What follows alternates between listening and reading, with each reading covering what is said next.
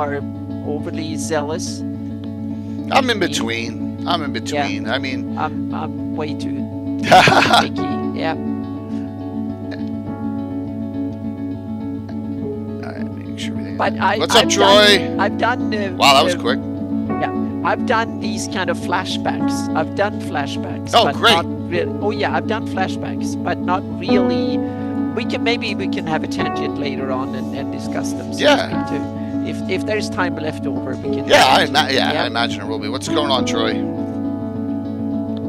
Hello.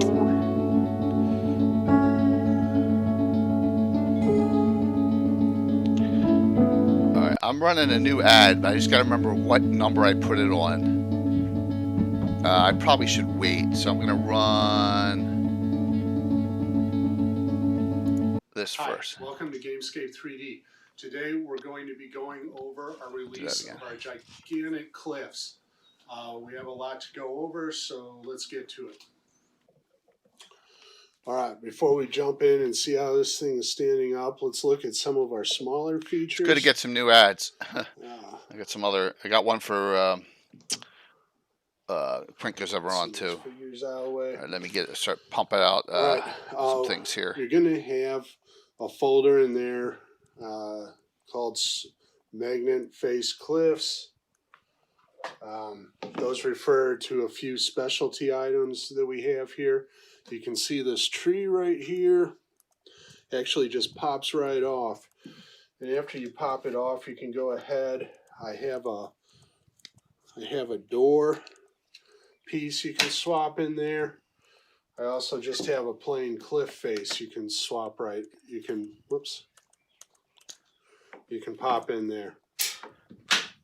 Pop it in. Okay. What's up, Jeremy? So let's say you're on an adventure. Hope you're doing well. You know, someone says a magic word. Maybe that makes a door appear in the side of a cliff for you to enter inside or whatever. So this one right next to it is another swappable one. We have a cave entrance. These things blend in real well. Santa, we got Mike Schley on this Sunday. Top, as you can see. Next Sunday after that, we got Rob Meishner on. So from Page. Oh, cool! That would be Yeah. awesome. Perfect. Cool. Yep. Cave. Just that simple. So stuff's pretty much. Yeah. It's then, the right, it's the right time to promote the con, to get people interested, and because it's still time to buy badges and all that. Plus, I can use him to promote Virtual Ground Con too. Yes, that's a good one. It's a crossover. Kind of made a deal with him. Yeah. Oh, that's perfect. Yeah. I made a nice deal with him. Yeah, he seems to be a guy that you can do deals with, so to speak. He seems to be savvy. Awesome. Really savvy in when it comes to promoting and stuff. Yeah, absolutely. He's like you. He knows that stuff. Well, he knows. I don't know. He knows cons way more than I do. So, yeah, but you know promoting and kind of getting things to move, so to speak. Oh, yeah. Magnet polarity isn't set up. You're a salesperson. You know stuff. Yeah, true. That's true. Open locks will override the magnets pushing away from each other. In terms of this base here, you can use any 1/4-inch material. Hey, Keith. I'm using hardboard here. You could use 1/4-inch cardboard, 1/4-inch foam core, some kind of plastic, plexiglass, anything you got available. You could even use 1/8-inch material and shim it up a little bit. So I'm looking on Mike Disney. Got that here. Hey, B-Town, good to see you. So there's the hardboard I'm using. Okay, and these set right on top. I'll leave this on the 654, then I'll run the new printers that we're on. Troy will love it a lot because there's all different sorts of like characters that they talk. You know, you'll see, and one of them's. And these are just the tops of the cliffs. He'll go. Your board sets right in here. Guarantee it's gonna be funny. Precisely. We got a lot of overlap coverage. Because remember, they're not as you can see old school Greyhawk. They're just in most general cases, D&D most spots you're players. Looking at up to an inch of coverage. I saw that on YouTube. There were several new videos I picked up. People. There was one that went over the new Greyhawk map. And, really? And analyzed it. It was really cool. It was good. yeah, it was really cool in that sense that it was someone I understood had no prior experience to Greyhawk, had read the rudimentary and did a presentation, and but to me it was good because there was a lot of there's more views and hits and stuff. Of course, he missed a few things here and there. I would do too. So, and I've been doing this for 2 decades now. But it's so cool to see there are more and more people interested in it. The Mastering Dungeons podcast will had one Greyhawk episode this week, and we'll have one next week as well. So that's amazing. So there's a lot of Greyhawk that will be available kind of interest right now. So it's great. Great. These cliffs. Yep. We'll have a half version. And that's Sean Mervyn and Mastering Daniel, Teo Sapadillo and Sean Mervyn that does that. An awesome podcast. So you can print these tops. I do not have that available for the swappable faces, but everything else does have that available. I also have two turnout on their corners. Discord and tell them that they're doing a great job. And I also have a covering. three-part switchback encounter online. Yes, no, it's our old friend. It's not a new one. It's DM Shane. Exactly, it's not a new one, but it's our old friend doing. I have to kind of reach out back to him. I forgot that. I reached out to him. Yeah, it's not Daniel. So I'll say this: good for them. Okay, here we are on the back for doing side. It. And if they want to reach out to the community, they know exactly where we are. Well, he reached out to me, and I forgot to. Yeah, but that wasn't a reach out. So that was kind of. No, that wasn't a personal. You and I got the same message, right? It wasn't personal. I don't know. It was emailed to me, so it was whatever it was. We got Facebook message. So it was the same, but I didn't know. But if you go back, I should answer him. I owe him an answer. That's cool. To keep this thing from tilting over. All right, I'm gonna probably hit the wrong button on this one. I have designed. Wow, that's loud. I gotta turn that one down. Holy jeez. Here we go.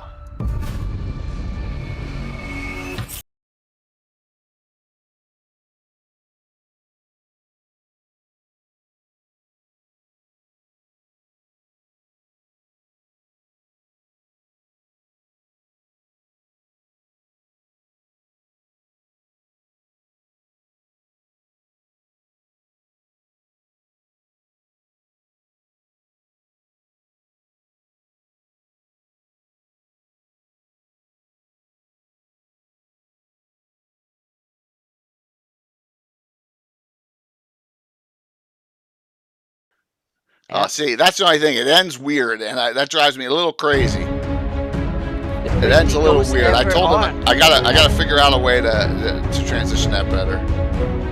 They should have like their logo and stuff. But that's what I got from them.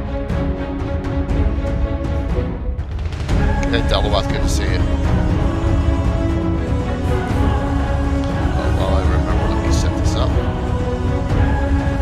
Classic D&D reprint tonight.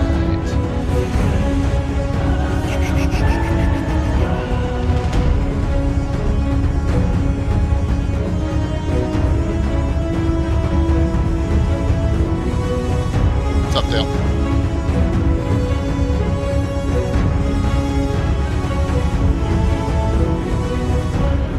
Hey, what's up, sister? It's going to be a fun discussion tonight because we're going to go into the actual published source history on this one. And then I'll talk about a little bit campaign-wise, but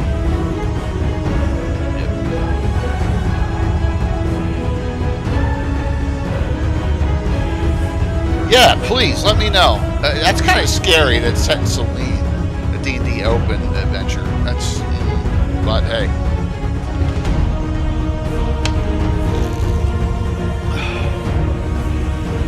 Oh, sure.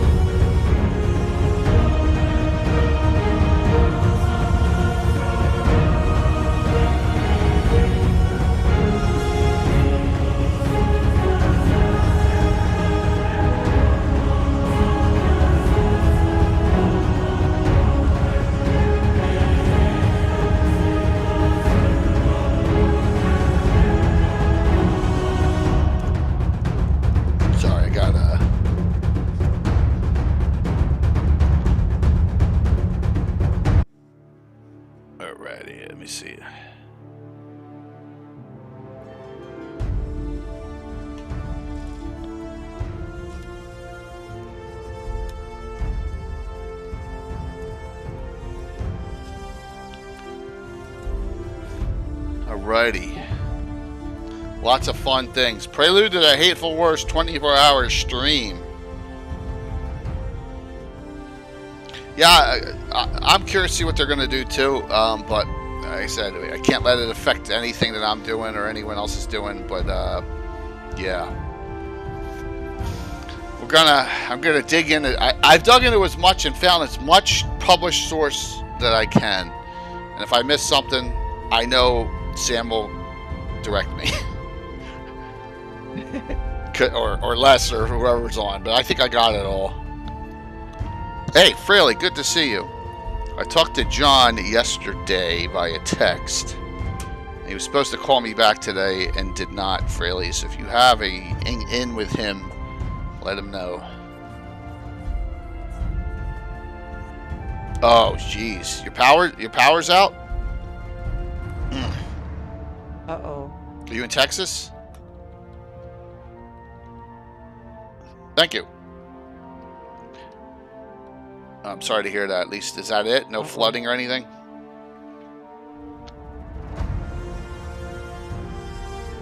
Oh, man. When I worked for Wilsonart, our courts distribution center was just north of Texas in a town. I can't remember the name of it. But, like, it was shut down for, like, 2 weeks after that hurricane that didn't move. Oh, look at that. Luna Jen rating in. Thank you very much. Awesome. We're coming live in a sec here. I'll make sure that it re-pops you. It's just Anna and me tonight. We're slumming it, Anna. Oh, I didn't even fix your Zoom screen. Mm-hmm. So that's okay. Well, yeah, that's the new Zoom Let problems. me hit these, this, and that. There, I hit 3 things that will So I hope everyone's doing well. As this kicks off the week, all I'm going to do is call it the week because I don't know what else to call it. Well, so. Yeah, it's a week and a day and a night, and then I don't know what. Yeah. It's going to be to say. I'm not going to get a lot of sleep starting. Well, I'm going to try and don't tell my boss. I'm going to try and take a nap a little bit tomorrow. Well, tomorrow we got our normal game, but that's part 4 of the Prelude, and then Friday I'm going to try and get some early, try and nap in the afternoon night. But that may mess me up even a little bit. You have to do that when the summer comes. Yeah. Yeah. Yep. I napped in the couch today after dinner. I didn't even make it to the bed. I just fell asleep in the couch. Well, hey, it's okay. Nothing wrong with that. So we're going to, and Classic D&D reprint tonight. No worries. I don't care. Raid's a raid. Don't care how many people come in. It's not a big deal. Really appreciate it. Always appreciate a raid no matter how small. It does not matter. So I did digging. I dug. I figured let's get a basis so that people can understand what the heck is at least going on and why are all these humanoids all over the place. This looks like a big war. Well, yeah, that's a big. It was kind of, it was. It went on for. I would. From what I understand from the history, this was not like one intense, enormous battle. There's a couple. This was like a long skirmish, mid-intensity warfare going on from 12 years. Exactly 12 years. And so I get my sense they fought all over the Lort Mills and all the way down to the Pomarsh. So I get it that it was not. Probably not the most intense, but it was like ongoing. It was in a vital area with a lot of political interest and stuff like that too. So it's an interesting conflict in many ways. It really is, and a lot. We're going to refer to this a lot. This is the entirety, the Hateful Wars, the saga of Kristid Olansdatter. And this is by Tommy John Kelly. Everyone knows him. He's got I'm going to link his blog where you can download this, or you can look at it chapter by chapter, and that's Greyhawk Stories. All right, and there's I think I linked his Night of the Heart discussion there too. So, but we're going to concentrate. What's up, Greg? We're going to concentrate on chapters 8, a little of 30, and a lot of 8, a little of 30, and a lot of 37. To discuss where I have 3 scenarios and how these scenarios have come up, so that you kind of know, oh, okay, that's what's going on. Instead of getting thrown in blind, Yeah, let's figure. People will know what the heck is happening instead of like, why are there 500? Why should you have 500 miniatures on the table? I'm not gonna have that many, but there's gonna be a lot, so it's gonna be Oh, fun. you have more than 500 At once. No, maybe not at once. Yeah. 37 in a row. I'm sorry, I just quoted. If someone could tell me that quote, I'll be impressed. But yeah, so that's what we're gonna do. We're gonna go over that, but there's other books and other references with this. Thank you. By the way, shirts are up on the site for merchandise purchase, same price as last year, counts shipping. I got 2 orders so far. Thank you. They should be in within a week and a half, and then they'll go right out. So they are on order, but you can get them. That way you reserve your size. Because I know all you heavy guys. I got extra 3Xs this year. I tried at least because I know how quickly they go, but they're on for Virtual Con 5. So they are available, and registration's still going. It will be going on for a while, so please, shirts are ready. Yeah, just check under merchandise there, Jeremy. Yep. As long as you're registered, as long as you got a badge, you can go buy one of those new logos, which is really awesome. I mean, they did a wonderful job. Of course, I don't have Greyhawk 2024. Let me bring that up real quick, just so everyone knows. The T-shirt is black. Let me hold that page here, and we'll go to this. So this is what it is. There you go. Virtual Con 5, celebrate 50 years of D&D, and ode to. That was really funny. Hey, Will, Anna, don't say what this is. Is that show, Kent? Thanks, Will. I guess he didn't hear me. Yeah. But it really, yeah. That was so funny. That was awesome. That was pretty funny. So, Virtual Con 5. Hey, Lauren Chico, good to see you. And here's what the shirt looks like. Simple enough. Yep. Okay. So there you go. All sizes are still available. Okay, so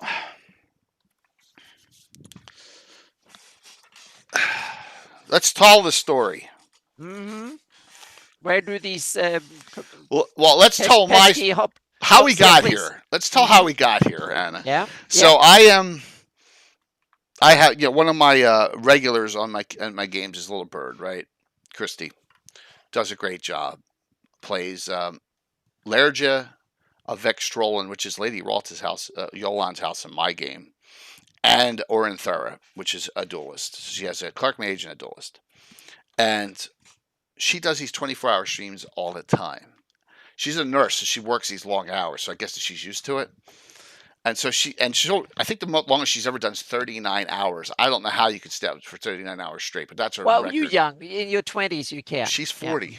Oh, well, then I'm sorry. Really amazed. Sorry there, Bird, for telling everyone your age. And so one day she's doing one, and I'm on watching because it was late night. I couldn't sleep. And she's like, so, Lord Gazamba, Jay, why don't you do a 24-hour D&D stream? I don't think I've heard of anyone ever doing one. And I'm like, that's a little different than doing sitting there in front playing video games for 24 hours. Like, what do I do for 24 hours, right? And she's like, oh, you can come up with something. And she kind of almost, and then the chat starts goading me, right? Mm-hmm. So I'm like, okay.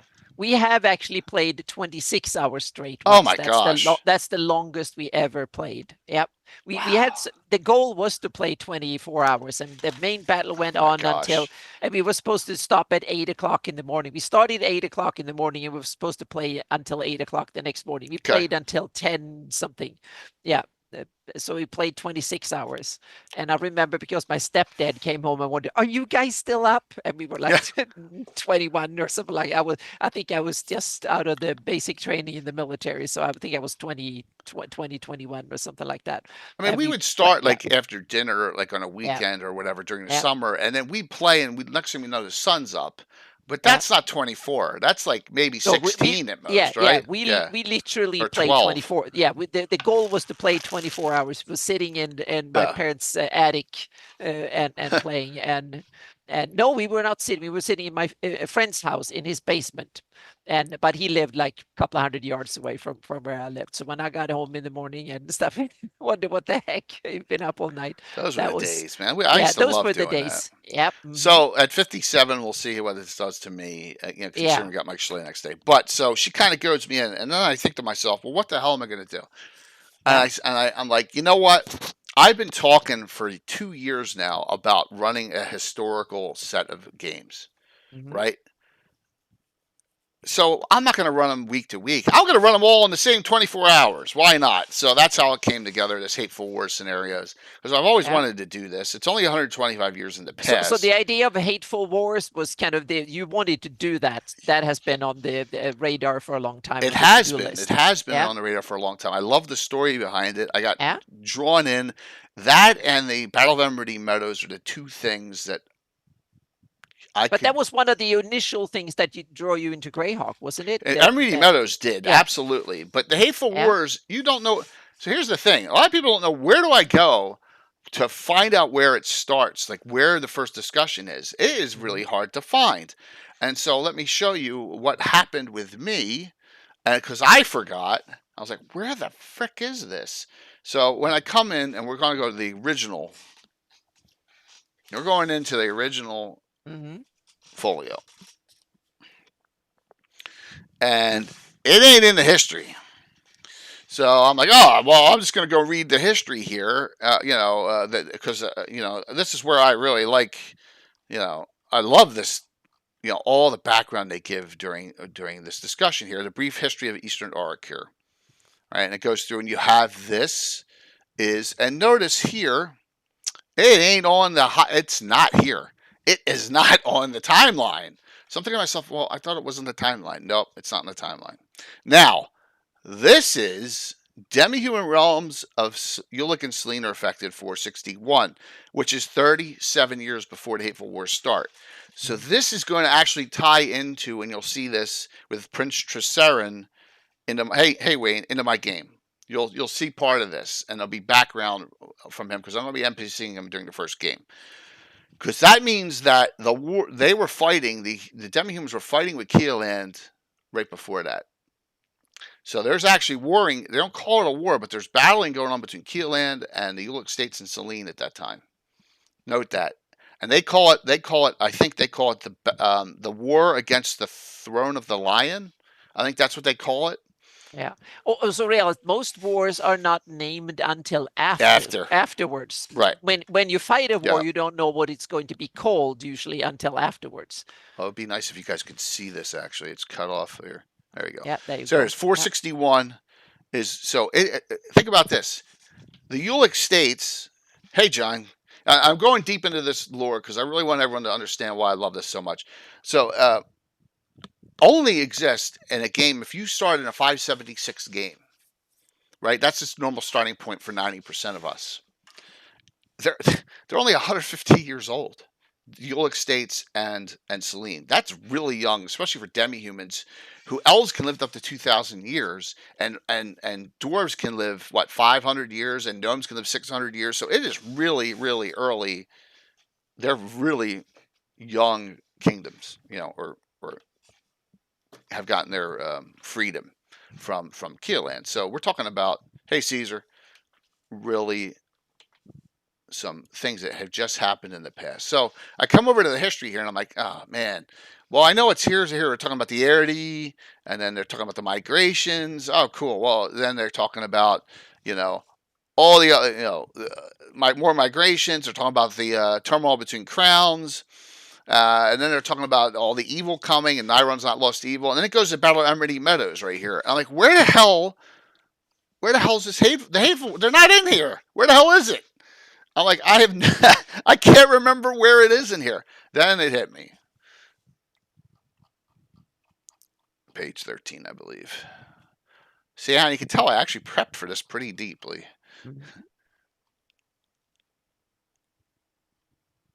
14. Pomar's all right, here we go. So this will tell you a little bit of the story here. Okay, so let's read into this, and you'll get a little gist on the net effect, before any of the other the detail of the wars is even done, this is the final thing from it is here. This rich peninsula was originally a collection of petty states under protection of the Prince of Ulick. Remember that. Not content with this status, the nobles of this area forswore their oaths and drove out the garrisons of the sovereign castles, taking them for their own. Mostly human, some dwarvish, but mostly human nobles, kicking the Prince of Ulick, the dwarves, out. Okay. For several decades, the Pomars prospered under this new freedom. The mines of the Dragon's Grab and sea trade, making them noble and common alike rich. Here it goes. However, in the Hateful Wars, 498 to 510, the combined Ulick states, with cooperation from Valuna and the demi-humans of the Crown Hills. Doesn't say Selene here. Notice that. All right, but Selene played as it gets later on, Selene plays an important role, but there's no Selene mentioned here. Broke the power of the Uras and Jelly hordes, which had nested in the Lord Mills and were attempting to spread it into the lands around. Now, this is kind of really gets some details in here as well. These humanoids were finally driven out and scattered, some fleeing northwards toward the Yacht Hills. I want you to note that, because in one of my scenarios, Preludes, one of the portal masters saved an entire army and brought them into modern times because they were fleeing north and they were all getting slaughtered. All right, so that's kind of the connection I put there. Some fleeing northwards toward the Yachtils, but most having wise leadership, taking to the Sus and thence to the rugged mountains of the Pomars. Finding the humans are weak and indolent, the invaders attack quickly, capture the strongholds, and then set themselves up as masters of the whole peninsula. There you go. So that is what happens. And here, a relief force of dwarves and men from the Prince crossed the Jewel River, but returned back after a fierce battle below the hilly pastures. The humanoids have not dared to cross into Ulick, but their raiders caused much trouble on the wild coast. That last line, hence, another reason why the Order of Ulick was formed in my campaign. Right there was that last line. They have not dared cross into Ulick. Well, what if they do? So there. Neat stuff. Yep, Selene. Sam, I knew you'd be on to make some corrections. That's great. They're much likely older, but still probably paid tribute to Keeland, right? That's the thing. I think that, was that they had some kind of agreement with Keeland, or Keeland was by force, I think. So,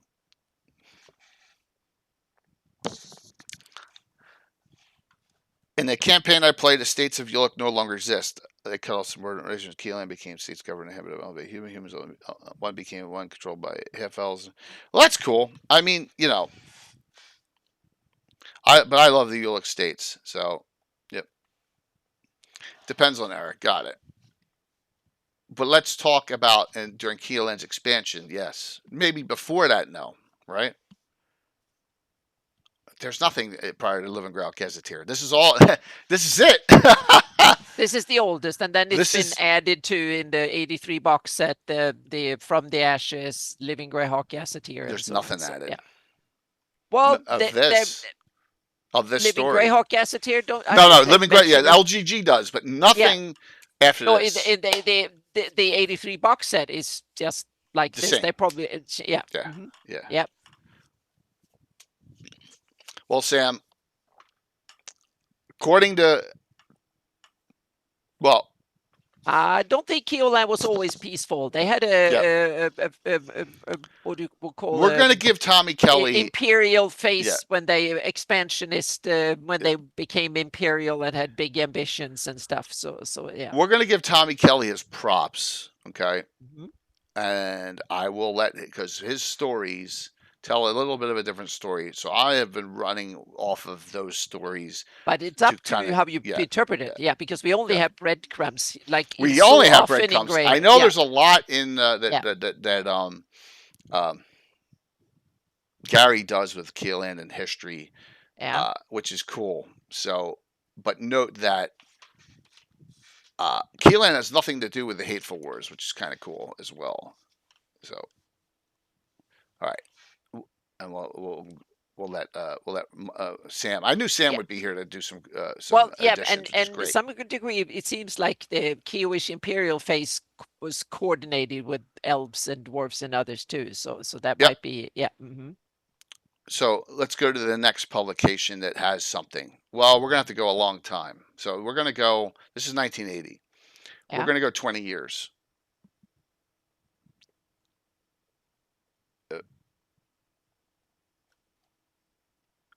Makes sense. Makes sense here. All right, so let's go here. So we're going to go to Celine, page 38 on Living Greyhawk Gazetteer. Okay. The L's were brought up in the George. And oh, geez. Well, thank you. You know why? Because it doesn't say it on the other one. Thank you. let me do this. Watch. I'll do this real quick. I'll do it the smart way. Give me 1 second here. Here, it's on here on this one. Thank you. I should have seen that. I've been staring at it now for a while. It's okay. Yeah. It was my bad here. This is the wonders of streaming. And thanks, Daniel. It's always some little thing that I forget to do here. Always is, and it's just there. You go. Thank you, and I really appreciate you for that. So, yeah. Okay, so here we are in Living Greyhawk Gazetteer. He invaded Valuna? Oh my gosh. All right, so 361. So it's about 100 years of this crap going on. So we come down here, and we're going to jump to Living Greyhawk Gazetteer. So we're talking about year 2000 now, and we're talking about, there has been no data. There's no data at all between that I can find. Now, there may be posts. There may be posts somewhere that someone did and did their own thing. Mind you, I've been running at this point my Order of Yule campaign for 20 full years and developing my own history at this point. And the only thing I got about the Hateful Wars is that one paragraph in the poem marsh. Now, I based the entire knighthood, not the Order of Yule, but I based the entire knighthood off of it. The Celine Sisforest Knights Watch was created in response to the Hateful Wars. So those 12 knights of Celine. And there's an article in the Earth Journal about them, so that I did, and I've had a lot of background on that. That came from that one paragraph. So, good example of how you normally have to do it in Greyhawk. You find one breadcrumb and you make a whole loaf out of it. So yeah. So, and that makes sense too. But we're gonna get there. Sam, trust me, we're going to get there on Tommy's writings because I want you to see something really interesting. All right, so and here we go. And one thing, everyone agrees that this picture is terrible for for Yolande, right? It's not the best, not the most flat. Let me rephrase that. It's not the most flattering. She's supposed to be like the most beautiful Greyhawk that there is, right? So, that's Gary Julian talking. So, not the most flattering picture. All right, Celine. No, that's not particularly good. Yeah. All right. So it talks about a lot of things in here, and we're going to go to history. So it talks about the migrations. The rule had diminished to isolated pockets such as Celine as the human migrations came. Well, we're going to get to that too, Sam, because there's an entire chapter on genre. It's bad. So, yeah. Hey, Hager, good to see you. There's an entire... so, if you see ads, and you may, if ads are popping up on you and you're not sponsored, I had to put ads on, and I will have to take off the ads for troller games and stuff scrolling off while I'm on the front page Friday night. You're not allowed to have outside ads. You got to let their ads run. So just note that. So if you're getting ads, my apologies, but I have to preset this all. But if I forget something and I get on there and I get flagged because I have the wrong ad up, I'm off. You understand? I haven't been on this front page in 6 years since I started streaming. Have not been on. Yeah, I know, Sparky, but someone can just give you, just resub, man. No big. If you have a sub, you don't get the ads. So that's it. Yep. All right. So now they start talking about, in those dark days, groups of fleeing Sulis pushed through the Lord Mills and entered Elven country. Their sojourn was brief, but we know about the lost city, the Sul and the Sus, so that's a whole nother story that our friend William Henry Dvorak's working on for Virtual Crowd Con 5 that I'm going to run. I don't know, Hager. It could be because I'm running it almost in 4K. Oh, that's Wayne. Thanks a lot. There you go. It could be that because I'm running it in the 380, whatever, 384, whatever that one is. It's weird, man. Take down the resolution because seriously, it should not be stuttering. Okay, so here we go. This is all Gary's writing. I know Gary did this. The Grand Court assembled at Enstad to determine the best course for the elves, seeking a leader from amongst their number. Princess Yolande of Bell Meadow. Now we know why Bell Meadow's on your map, Anna. Mm-hmm. Right? She said, well, we have the place where she's from. So, hey, Quest Junkies! Good to see you. She is on the Sky. Yeah. Hang on a second. Now I realize that's why they have it. I need to double check here. Yeah, and Bell Meadow's almost near Restful Retreat. So, thank you, Quest Junkies and crew, for coming in. I got one emote in there. I apologize. The subhype one was wrong. Good to see you. So we're talking about, if you're new, we're talking about the Hateful Wars Prelude. I have being a Twitch partner, and now they have a new thing on the Twitch partner Discord. I submitted a 24. I'm doing a 24-hour D&D stream starting Friday night, and I submitted it to request for the front top page, and I got approved. So, first time in 6 years, I'm going to be on the front page. So we're going to do this mega event where I'm DMing 3 games, a lot of talk, shows in between, for 24 straight hours, starting at 7 o'clock. Thank you. Starting at 7 o'clock Friday night, and this is a prelude for it. Going over the history of Greyhawk about the Hateful Wars. So, and thank you all for going on. And also, exclamation point drawing, got some classic D&D reprints. If you're new to Greyhawk, this original Glossography reprints where to go, but I got a lot of other things here that would be really interesting for you as well. So, just note. Hey, Patrick. And it's good to see you, Sky. Hopefully, everything's going well with you. All right, so the Grand Court assembled. Go ahead. Bell Meadow. Bell Meadow. Where the heck have they placed it? All right, so hopefully I don't crash the stream. Give me 1 second. It's smack dab in the middle of the map in Celine. You made it right in the middle. Let me go to. I put it in the middle. Yeah, but where did they put it? They didn't put it. Oh, they didn't put it. No, I thought you said that they put it. Okay. No, yeah, I may have erased it on my. Wait, hold on. I know where I put it. I was like, did they put it on? Did Mike Slay put it in the same place as I did, or did he put it somewhere else? But they don't have. Oh no! I doubt it. It's not. It's not on the map. So well, yeah. Notice I put it slap in the middle because I didn't know where to. Right. And Restful Retreat is the vacation home of Gazumba and his friend Hawk in Celine. Yeah. And I can also tell where there's the name Arnarum where that comes from. There is it's just not just me coming up with stuff. There is a book here, Races of the Wild, I think it's called. Let me shout this out. Hang on a second here. Races of the Wild. This book from 3rd edition, Races of the Wild, has an Elvish lexicon, or how to build elven words in it. Oh, and that Bell Meadow, that means Bell Meadow with a little bit of fiddly translation, so to speak. So it's the Elvish from here that I used for the elven names on the map. So so really that way you know where it comes from. Well, I might as well leave this out because we're going to be really highlighting this area here. Oh, look, Altamira's right there. Isn't that amazing? Okay, so let me go back here. So now read this there, Sam. A Fey Wizard and Accomplished Warrior, Yolande. So right here, it's Princess Yolande. She ain't queen yet. So she's not queen, according to this. Do we know who was queen or king or so on before? I don't think there is one. According now, and this is Gary's writing there, Sam. So we got to get Gary straightened out on this because he wrote this, or he may say, "Oh, well, Eric Mona wrote it, right?" Oh, it's Fred Whining. All right, well, that's an excuse. By the way, if you want to know what book we're talking about, this is the best one of the best ones. This is Living Greyhawk Gazetteer. This is from 2000, right before Living Greyhawk started. Our good friend, there you go. Look at that. Gary Holian, Eric Mona, Sean Reynolds, and Fred Whining all participated in writing this. Okay, so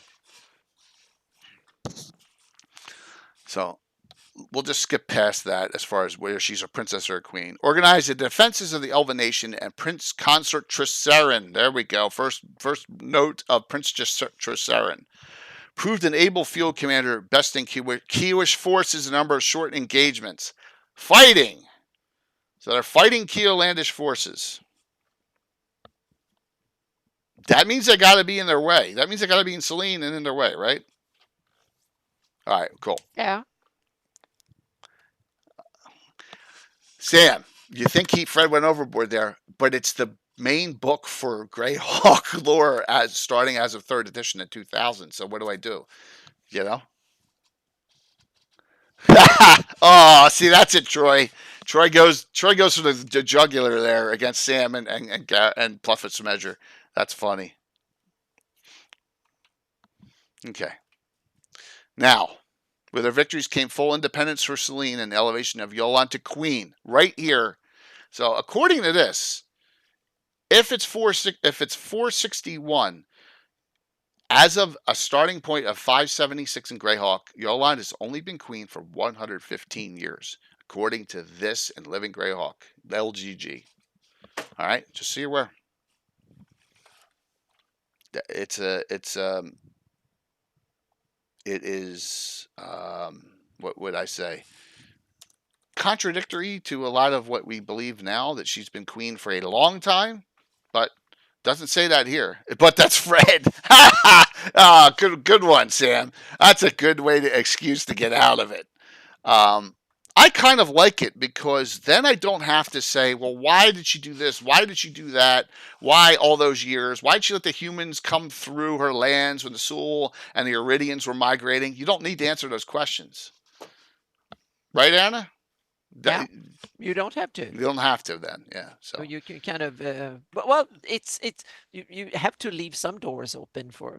You do. You don't want to fill every hole.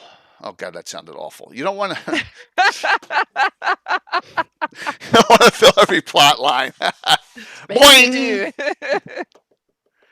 Well, so Anchor, if you're new to this channel, which I know you just followed, and I really appreciate it.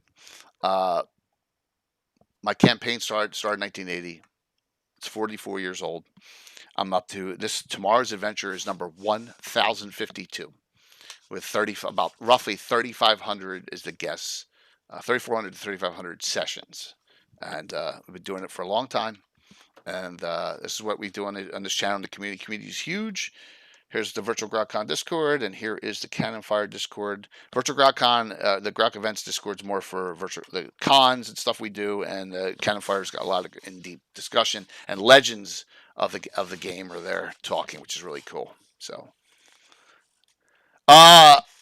it's clear here, there, Troy. I guess there's one line coming through. That's the bottom tip of the hurricane. That's what's left over. Is that the tail? So, but thank you very much for letting me know, Troy. Troy's about, I don't know, 40, 50 miles west of me. So, all right. Well, let's for face value take this at face value, because it's going to affect Tommy John Kelly's writings too, what he has here. Other perils to threaten the Elven Kingdom, the orcs of the Lord Mills. Thanks, Wayne, for doing that. So please let me know how bad. Thank you, Anchor, and I appreciate it. And welcome to the community. And please, like I said, we make sure that everyone here gets included, and we include as many other channels as we can in our conventions. So please enjoy. I want to make sure one thing real quick here. I think I'm following Quest Junkies already. I'm almost positive. Yeah. Okay. Just want to make sure. So, thanks, Wayne. If someone gets ads, I want to know how annoying they are. All right, because I had to turn them on because of the front page coming up. And my sponsor stuff is going to have to go by the wayside till I'm off, probably sometime on Saturday, and then I'll put them back up. All right. Okay. So now it starts talking about what happened here. The orcs of Lord Mills no longer restrained by Kiowish patrols. Now this is kind of the start of the Hateful Wars. attacked the lowland neighbors with increasing ferocity. These invasions were always turned back but at great cost.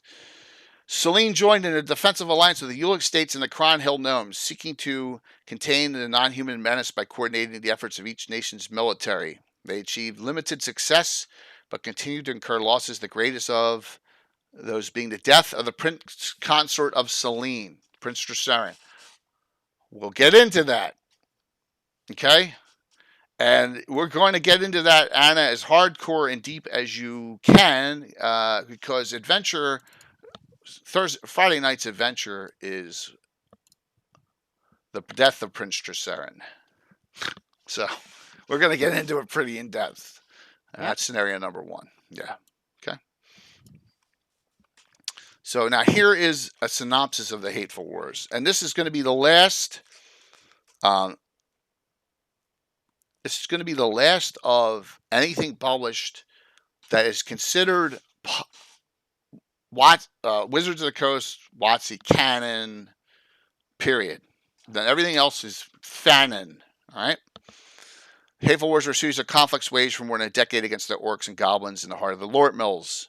Following the Low Road and the Lort Mills, only mention of the Low Road ever. Right? Until Rich Diolia and Dave, right? Yeah, but we have to. There is a mention of a Low Road in another place that might have get intermixed with this, and that is from the Temple of Elemental Evil between Furbobonk between Homlet and the Temple. There is a High Road and a Low Road. And that is mentioned in the Homlet adventure and stuff that came out early. So I think that's the original Low Road. If that is this might be a completely different Low Road or High Road. I just need to mention that the term Low Road, and the term comes from in ancient England or like medieval and old England, and they used the Low Road and the High Road, and the High Road were the one that went on top of ridges, so to speak. Right. When you had ridges, and they were used for several reasons. First of all, they were easy to spot enemies and stuff, so it was harder to rob someone who would, if the road went on top. The Romans and others did the same thing. They built roads on top of ridges, because that way they were much easier. You could see enemies hiding out, so to speak, and if so you could see the landscape, and it was more defendable, so to speak. If an attacker had to attack uphill to get to you, you had more chances to escape, so to speak. So that was one of the reasons to go High Road. And the other reason was that the Low Roads were often flooded and stuff, because we don't realize that, but we live in a day and age where almost every river and creek on the planet is regulated, and that made much less flooding. But back in old stuff, then rivers and stuff flooded parts of the year. So the High Road was also much more reliable in flooding season and stuff. So there were two reasons to have roads up on so the Low Roads got kind of a bad rep back in the day. So that was Well, it's good to know that lore. I did not know that. Yeah. So those are the main. There are probably other reasons too, but those were some of the reasons why things. And I'm sure that Gary and others who wrote these early things referred back to that tradition where they managed the High Road and the Low Road. But a lot of people probably interpret it like, oh, the honorable folks took the High Road, and the dishonorable ones took the Low Road, and that is probably the meaning from the Homlet module, but I think that Gary probably knew that story, and probably way more when he wrote it. Yeah. The Dwarven Low Road definitely does not go to Homlet.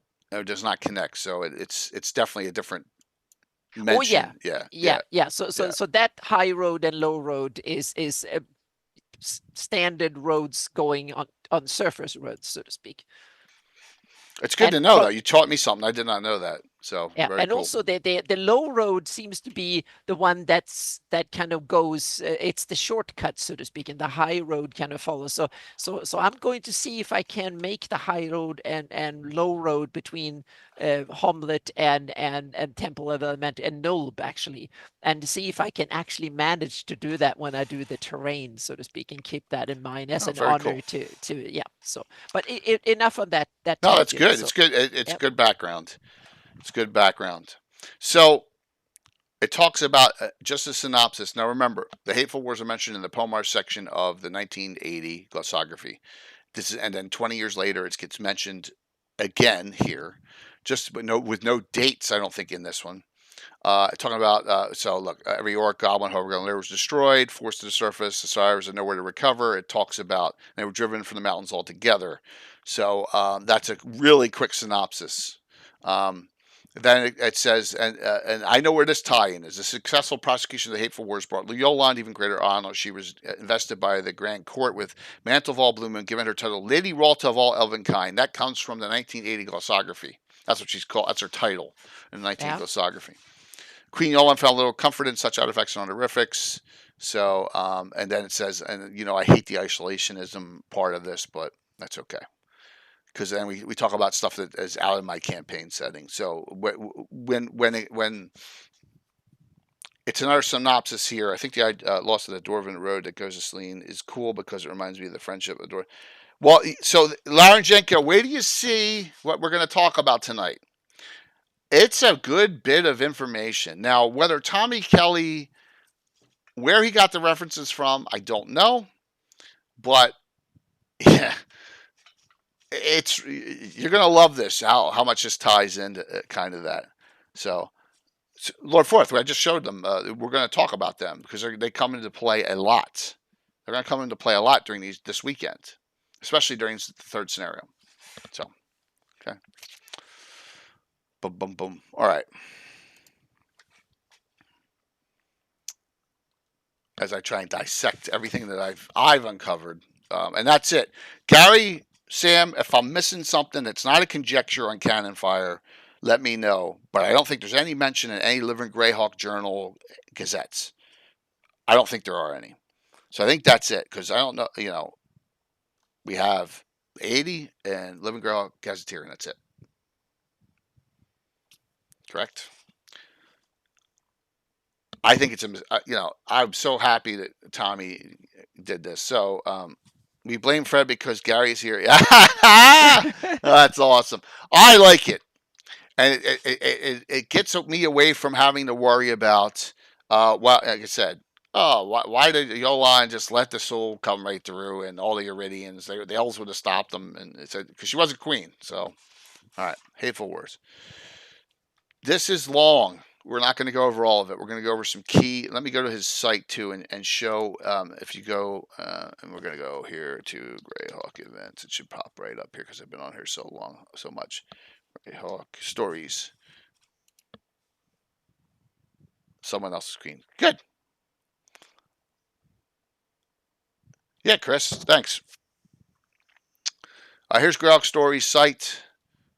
And you got all different stories. There is a lot here. I got it set to this just because I have been doing a lot of research here.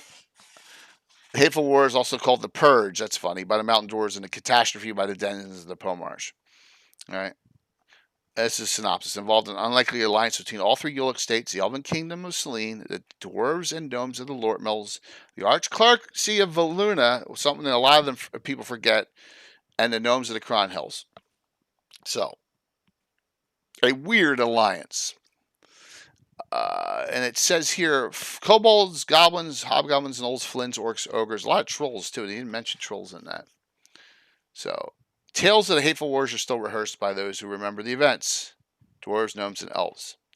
Rarely, and here's another thing that we talked about. Rarely do they agree on the details, which means that all stories are from someone's perspective. This could be wrong, but it's a perspective story. And this story is the saga of Kristid Olin's daughter, a dwarven female princess. All right. So we are going. we're going to go now, and there are, as you can see, it's a long read. It's a full novel, 48 chapters. So we're going to go. I haven't read it all yet. We're going to go to the 3 chapters that make Sam, yeah, and the PDF is on here for free. So if you want the PDF, you can just download it right here, ebook or PDF version. Boom. Yep. So that's what I'm showing. So we're going to go into the book. I think it's easier for me to do it this way. All right, and this is the download.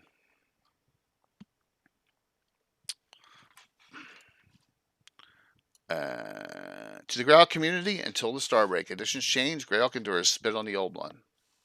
So, yep. Are any of those new? What's this one? That's the Lort Mills. That's one of the Dwarven Kingdoms. I don't think you have that one. No, I don't have that one. All right, there you go. That's the anvil. There's an Balmorak, I think. That's Balmorak, if I recall. Hang on a second. I need to find it. Perfect. Yeah. Thank you. There we go. Thank you. I think all the rest you have. I think I got them all. Yes, I got the rest of them, but not that one. So awesome. I'm making. There we go. A new one for Anna to do. Yep, I have a list of stuff, so I'm going to add that one too. I just need to find the book here. So yeah, I have it in my downloads somewhere. Well, Gary, you get to experience it Friday night. All right, so here are the chapters. We're going to go to chapter 7 and get through that quick, and then 8. 8 is where and wow, these are different titles than in. Maybe he made some. Let's go here. Chapter 7, the Fey Mysteries. He changed them a little bit. All right. So, by the way, there's a dwarf. I don't know if I love the name. Kristid is all over the place. Kristid gets pawned off and has to marry a king in the Lort Mills and is miserable, and then travels, and just all sorts of things happen to her. But she becomes Yolan's liaison for the dwarves of the Lort Mills, and so she does fight in a lot of combats, but this is kind of told from her perspective. So, there is an alliance at this point. What happens is they get this alliance together between all the states, and they are now at a détente trying to figure out what to do with the humanoids. They haven't even really done much. Gary, see, that's just cool, man. All this coming together is cool. I'm so excited about running these. I'm worried it's going to be, they're going to get really tedious with a lot of creatures on, but I got it figured out what I'm going to do. So, so there are flying steeds. There's a lot going on here, and why he has flying steeds here but not in the next chapter, I couldn't figure out. So, Prince Consort Sarah and Kristen said to herself, a small jab of jealousy prickled her heart. Well, I guess if you watch Lord of the Rings, dwarves and elves can fall in love, just like in The Hobbit in the movie, even though it never happened in the book. This story is kind of new. Absolutely, Sam. This story is kind of new. So they are flying seeds of Yolan, and this tells the story of the love story between the two of them. Now, it's kind of insinuated that Yolan kind of, it's her boy toy, and she kind of screws around a little bit outside of this a little. So just note that. But it sounds like he was pretty steadfast for her. So you guys can read that at your leisure. Dwarves are elves. That's funny. All right, here's where the alliance falters. So they have this alliance, but there's no warring going on. There's a lot of skirmishing. There's no war going on at this point. So, and this is the one thing that there's this dwarf confidant of Kristid's called Bag, who kind of, I don't know, he's kind of like a toady type. What would that be? A worm tongue type almost. All right. Dengar is a big name in here too that's made up. I don't know of a Dengar in Selene. And the Fae Court of Yolan is more interested in playing festivals than guard schedules. So all this is going on, and then a fight breaks out, if I recall. And now the queen seems to be pretty stuck on herself too in this, which is fine. Hey, what's up, Dwayne? And here it goes. So there is a fight that happens where the dwarves take it what is called a little too far and cause all sorts of trouble, and the elves get involved, and some elves get killed, and she's pissed off about it, realizing that the dwarves are just going to go do whatever the dwarves are going to do. So with that, she gets pissed and decides, we can do this with an alliance, but we don't need the dwarves. Let the dwarves do whatever the dwarves want to do. They're going to do whatever they want to do anyway. So we're going to create an alliance without the dwarves of the Lord Mills Order Principality Ulick. That's where the story that I take over kind of starts. All right. Not a husband. Nope. Not a husband, Laryngeco. Consort. Big difference. Just like in Dune. She's not Prince Atreides, Duke Atreides' wife. It's consort. Big difference. I think England has a queen consort now. She is a wife, though, but she can't be a full queen because she's not a blood. Yeah, step. Yeah, and I think her title is still queen consort. Yeah. I think her title is queen consort. I might be wrong, so please, someone from Britain, correct me. But I think her title is formally queen consort. Hey, Laryngeco, that's cool. And hey, great. Everyone make Greyhawk your own. That's great that you have a descendant. I have it. Yolan has no descendants. There's a lot of relatives. Well, I thought that Mel was her nope. descendant. Mm-mm. Oh, not okay. Nope. Uh-huh. Interesting. Nope. The line between dwarves and elves is already thin and very. Sam, come on, man. It could be, but that's just like saying Neanderthals and Cro-Magnons are from the same line, right? Same thing. Isn't Cro-Magnon our line? No, what Sam's saying is the line between dwarves and elves is extremely thin and variable. Well, they are different, man. And now in Tolkien and in Greyhawk, they're different. You want to go into genetics? Without making too many real references, it seems like dwarves and elves are more separate than we from the Neanderthals. But on the other hand, Greyhawk doesn't exist, so we make real world comparisons is just thought experiments at best. I'll give you that. So Kristen is there hanging out, thinking, well, we're going to get a course of attack. We're finally going to get this thing rolling. And she comes. Yolan says, "I've commissioned a prince consort to travel to Tringley and Jernra to negotiate new terms. We've created a trade alliance that will maintain the passes apart from the ambitions of the Undermountain Kings and your father's house." Which means you're out, right? So she, the queen spoke again. "I am sorry for it for your sake, but the decision has already been made. Our people came too close to open war last spring over too small a matter to endure such an alliance." So, so Kristen is not happy. So, well, yes, Gary. Yeah, that's funny, Troy. Yeah, smoking a little too much of that California Sensimilla. So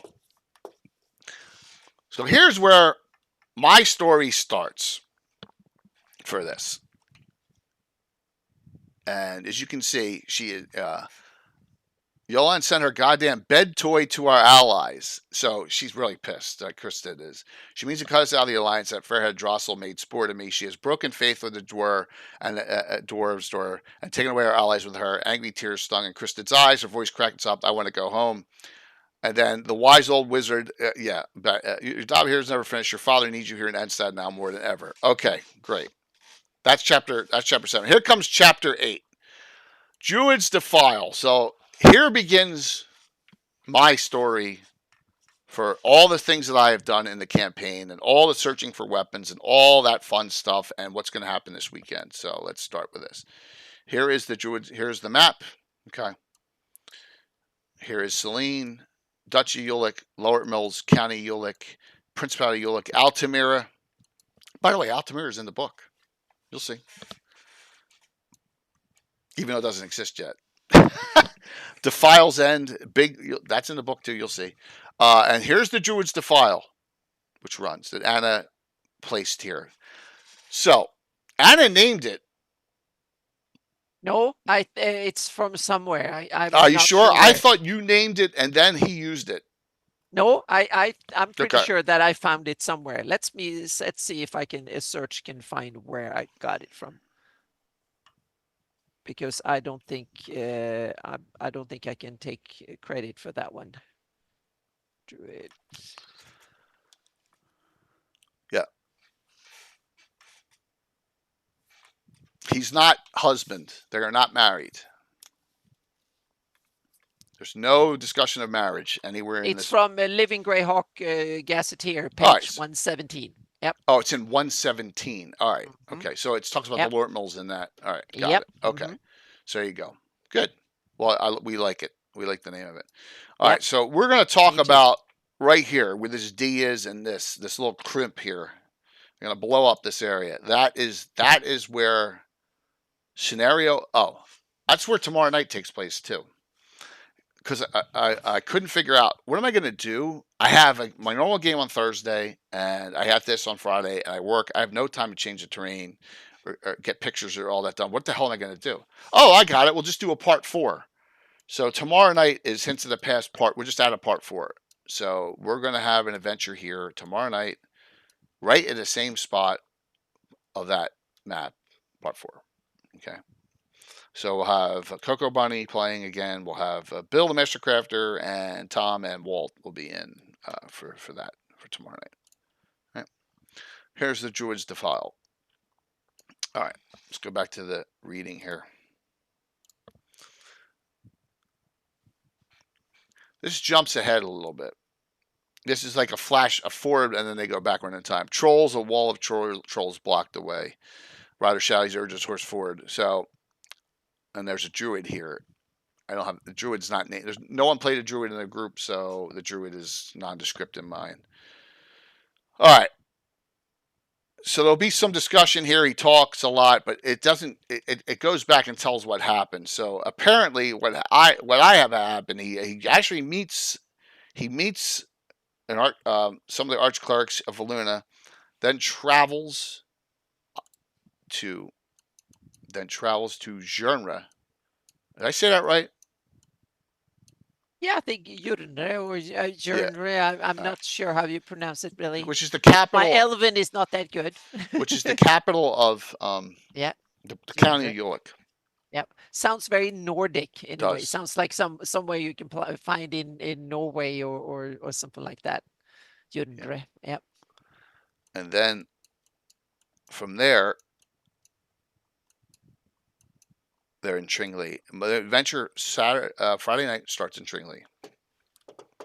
So, which we are in Tringley every Sunday night in Gabon because that's where the bar is located. So kind of takes the same route that is said in the story.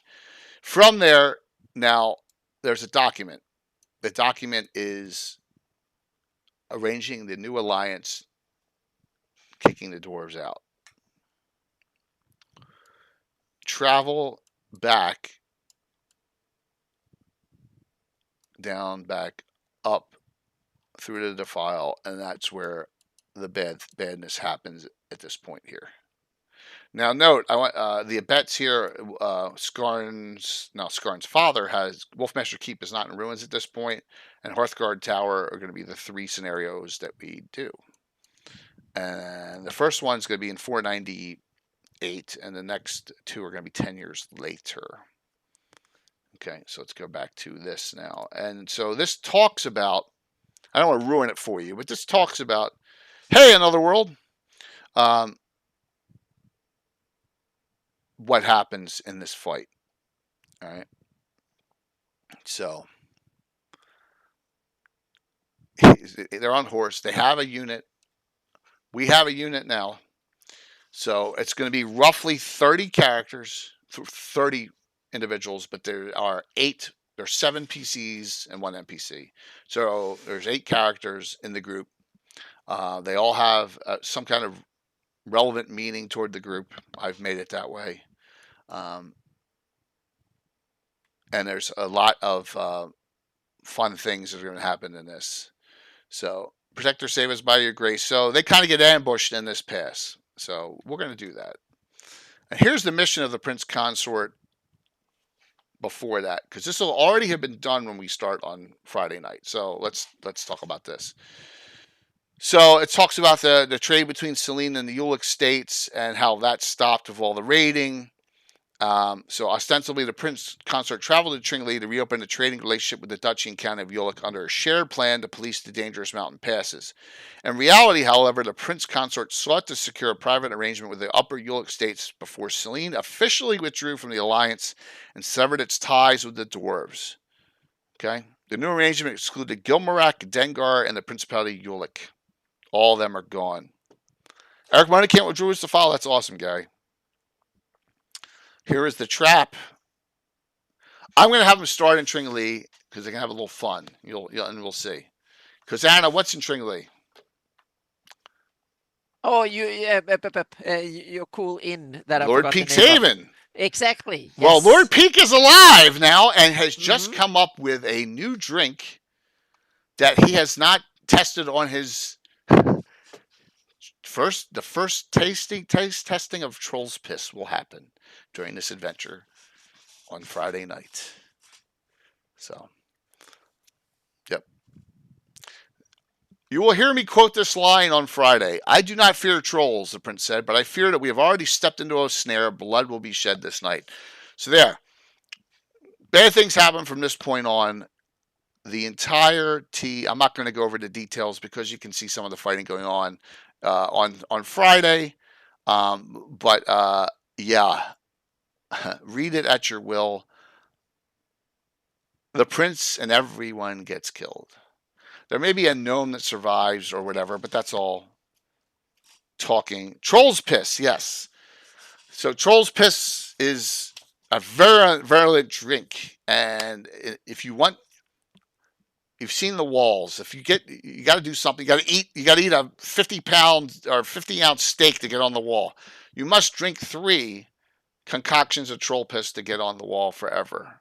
And it's very difficult with, I don't like to give away what the die rolls have to be. That way I don't have any fudging. No, but can you describe the basic mechanics without telling? Yes, you need to reach certain constitution saves or you'll be passed out for a period of minimum of 8 hours. And no one in the campaign, from player characters in the campaign since 1980, has ever done 3. Ever. No, we have not had the same. We've had, and you only can try 1 time. That's it. So, yes. No one. So, we're going back, and this is 125 years in the past. So, maybe, now you'll see, why those pictures are up on the wall when you go into Lord Peak's Haven. It's basically, it's Everclear, but it's made with troll piss, yeah. Yep. Yep. He was the head of the military forces. He's also credited in this discussion, in this story, Gary, with being the leader that drove Keeland out. So, he's got a big, kind of a big head, but I have him, I made him, and we go here and here, because I didn't want the levels to be too high for this. I wanted to be playable, right? So, Hateful. I know he has some magical ability, but I put that in items instead. So, 1 second here. I had too many things open. We're going to crash.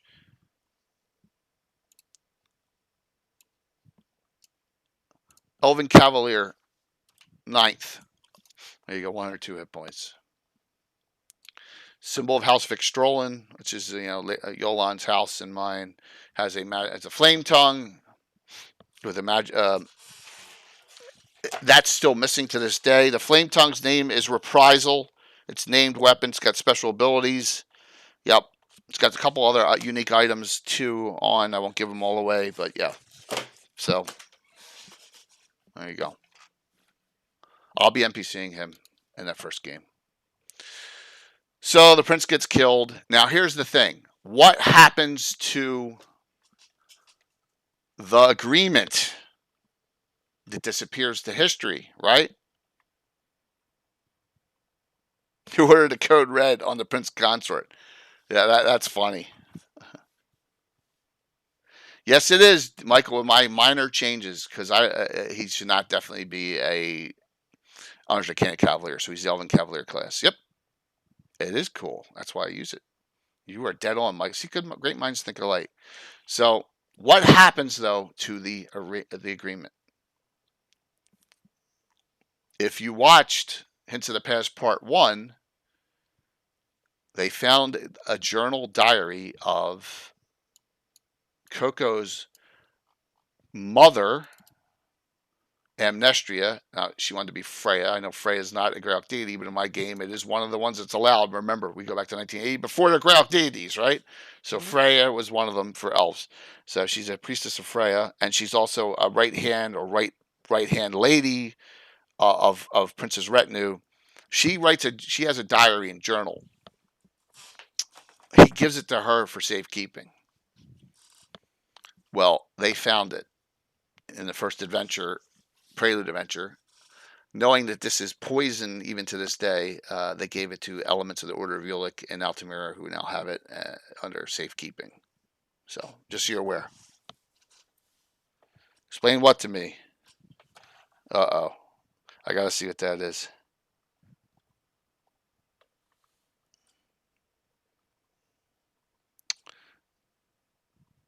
Both are factually untrue. But yeah, see, it's just... There's a lot. There's a lot there. Yep. Yes or no.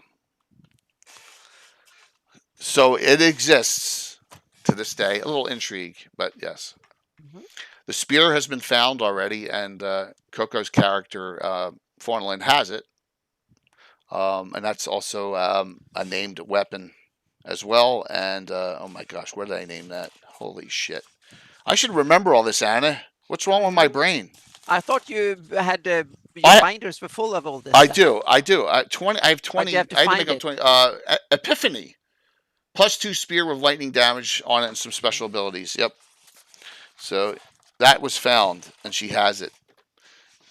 You may see her tomorrow night. That's all I'll say. So, try not to everything. Gosh, so he dies. Yolan goes nuts when she dies. They find his body, according to Tommy's story, they find his body, not his head. Now, there's part in there. It's unbelievable how much shit I got, Dale. You're correct. By the way, has anyone seen an ad yet? I'm just curious. Probably everyone's a subscriber. I want to know if the ads are up and going. They probably are. Every 30 minutes they're supposed to be running, but everyone on here, it looks like they're subbed. So I guess we don't have a problem with that. Oh my! Here comes Shane. Encounter online. Yay! Shane! Wow, dude! Great to see you. Yeah, and I owe you a reply. Altair, it's good to see you, man. Good to see everyone. Thank you so very much. Thank you for that raid. We really appreciate it, and I hope things are going well with you all. It's great to see. Hey, Binary Fire, good to see you all. Hawkeye, good to see you. It's been a while. So we are talking history on the Hateful Wars. Just real quick, I have a 24-hour stream starting Friday night. There's a new Discord for Twitch partners, so I was able to submit a request for this special historical 24-hour stream to be. I requested to be on the front page. I'm on the top front page for it. I'm super excited about it. We're going over some bits and pieces of the Hateful Wars, which is 125 years in the past. Here's game one. Here's the first part. I got Ed Greenwood playing and all these other great streamers playing. Ed and the Ladies, as I always call it, starting Friday night at 7 p.m. we start with Tommy John Kelly coming on himself. So this is a little prelude. We're going to the actual history that exists of this Hateful Wars. So it's really great to see you. Yeah, she went full Anakin when Prince Triseren dies. So scenario number 1, once again, for all the new people coming in, and man, it's great to see you, Shane. Really good. The Death of Prince Tresarin. I've already pre-told everyone, don't fall in love with your characters. Now, if I get outwitted by them, I have a Bush and Sundance moment, Anna, that I can do. Just like in the movie, you don't know what. So I got it taken care of. But they all have characters that are ancestors of existing PCs. I've been prepping this for like a month, so really excited about those characters. Ed is playing a bard, everyone, not a mage. He's playing Rorn, who is a bard of I think great grandfather of his character Ravalantar. Rorn the Reposeful. He is playing. He's really excited about playing a bard. It's good for him, just so that he can get out there and have some fun with something else. So here's Rorn the Reposeful. Remember, it's old school bards. You go fighter thief first. So there you go, 784 fighter thief bard. So it's really great to see you all. I hope you there's room in the community. Shane, thank you for the kind words, but like I said, there is room. We have Virtual GrowdCon 5 is in October. There is room. If you want to stream something for it, I can't find a damn shout out. Please get with me and we'll make that work out. So, yeah. It'll be really awesome. So, there you go. And Anna says hi too. Anna's being quiet though. Mm-hmm. And really, thank you for the raid. All right. Yep. So, giveaway is from a Classic D&D reprint tonight. Winner will get their choice. All right. So that's Rorn. I got other. So we have a whole entourage of the prince's retinue. This is the most Grey Elves I've ever seen out in one adventure. Out of the 8, there are 5 that are full-blooded Grey Elves. We have a halfling, 2 humans, and 5 Grey Elves in the actual adventuring party for this. So, yes, Jeff, that was funny when he tried shoving the alchemy jug down the guy's throat that one adventure. He'll be fine. That'll be fine. He's really excited about it. So it takes place right here in the Defile, and this is Chapter 8 of Tommy John Kelly's book, The Hateful Wars. And if you want to get this, it's a free download right on his site on Greyhawk Stories. The Druid's Defile, Chapter 8 of The Hateful Wars, talks about the death of Prince Tresarin. We're going to recreate this scenario. That's scenario number 1. So, questions that the audience has at this point for what we're doing? I know, given how experience works. Yeah, it is. It's identical, Manfred. It's identical. 70,000 is the cutoff. You're dead on that. 70,000, 70,000, and then you go in Bard. Yep, you're dead on. Yep. Mike, are you not playing tonight? If you're not playing, Mike, you're a regular host. Come on, man. Or you got a game. Yeah. Yep. Thanks, Jeff. I am excited. The guests are crazy. We have, I think, 16 guests playing. So, well, we'll see how Ed does as a first edition bard. I gave him, he's playing a Scald type, so he's got Druid spells. He's 3 hours. Oh, okay. So you were working. Yep. Have fun. Yep. Well, that's okay. Okay. Well, so that's what happens. According to a couple future chapters, I think Dengar goes into a lair and actually recovers the prince's head, so at least they get that back. Now, I don't know if I'm a fan of that, but the prince is dead, right? And Yolan goes crazy, right? As Gary says, gets her moment there, and she went full Anakin. Yeah, it's all the secret arrangement, secret signed document never makes it back to Yolan, so it never goes into effect. But, like I said, what happened to it? Well, we know it exists. It was found in my campaign, and now it's being held by the Order of Ulick. So, Hateful Wars are a cautionary tale. Agree 100%, Gary. That's a great point. A great point. And what's really cool about this is if it's not 1,000 years in the past. It's only 125 years in the past in my campaign. But if you're playing a standard 576 start, the end of the Hateful Wars is only 66 years before. So you could actually play a human grandfather, or maybe even a father, uncle, great uncle. Halfling could be a one generation. Dwarf, elven, gnome, definitely one generation. Half elf, one generation. So you can, it's close if you're starting a campaign of 576. Thank you very much, and for everyone who came in, I really appreciate it. Thank you. Like I said, if you feel free, community's open for everyone, and we'd love to see you guys back and participating. That would be awesome because Shane does a really great job as DM. Greyhawk is a wonderful thing. So, yeah, absolutely. Plenty of Elven and Dwarven veterans. True. Be at the Fall of Spine Castle. Well, Dale, we'll leave that to Les, right? Oh, Anna's not a distinguished guest. She's my co-host. That's Anna Meyer. Anna's my co-host. Anna's co-host for both my talk shows. This on Wednesday and Cabin on Sunday night. And by the way, we have, if you want to know about the map, Sunday night, Mike Schle's coming on. So. Unfortunately, I'm not single anymore. Not for the last 12 years. Yeah. 12 years, and you got to be a West Coaster for Anna. I'm a West Coaster as well. Absolute distinguished co-host.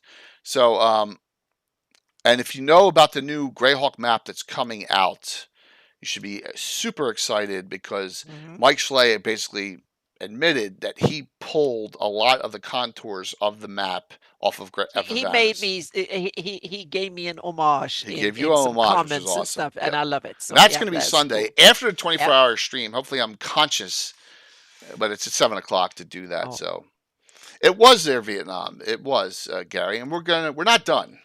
We're not done here. So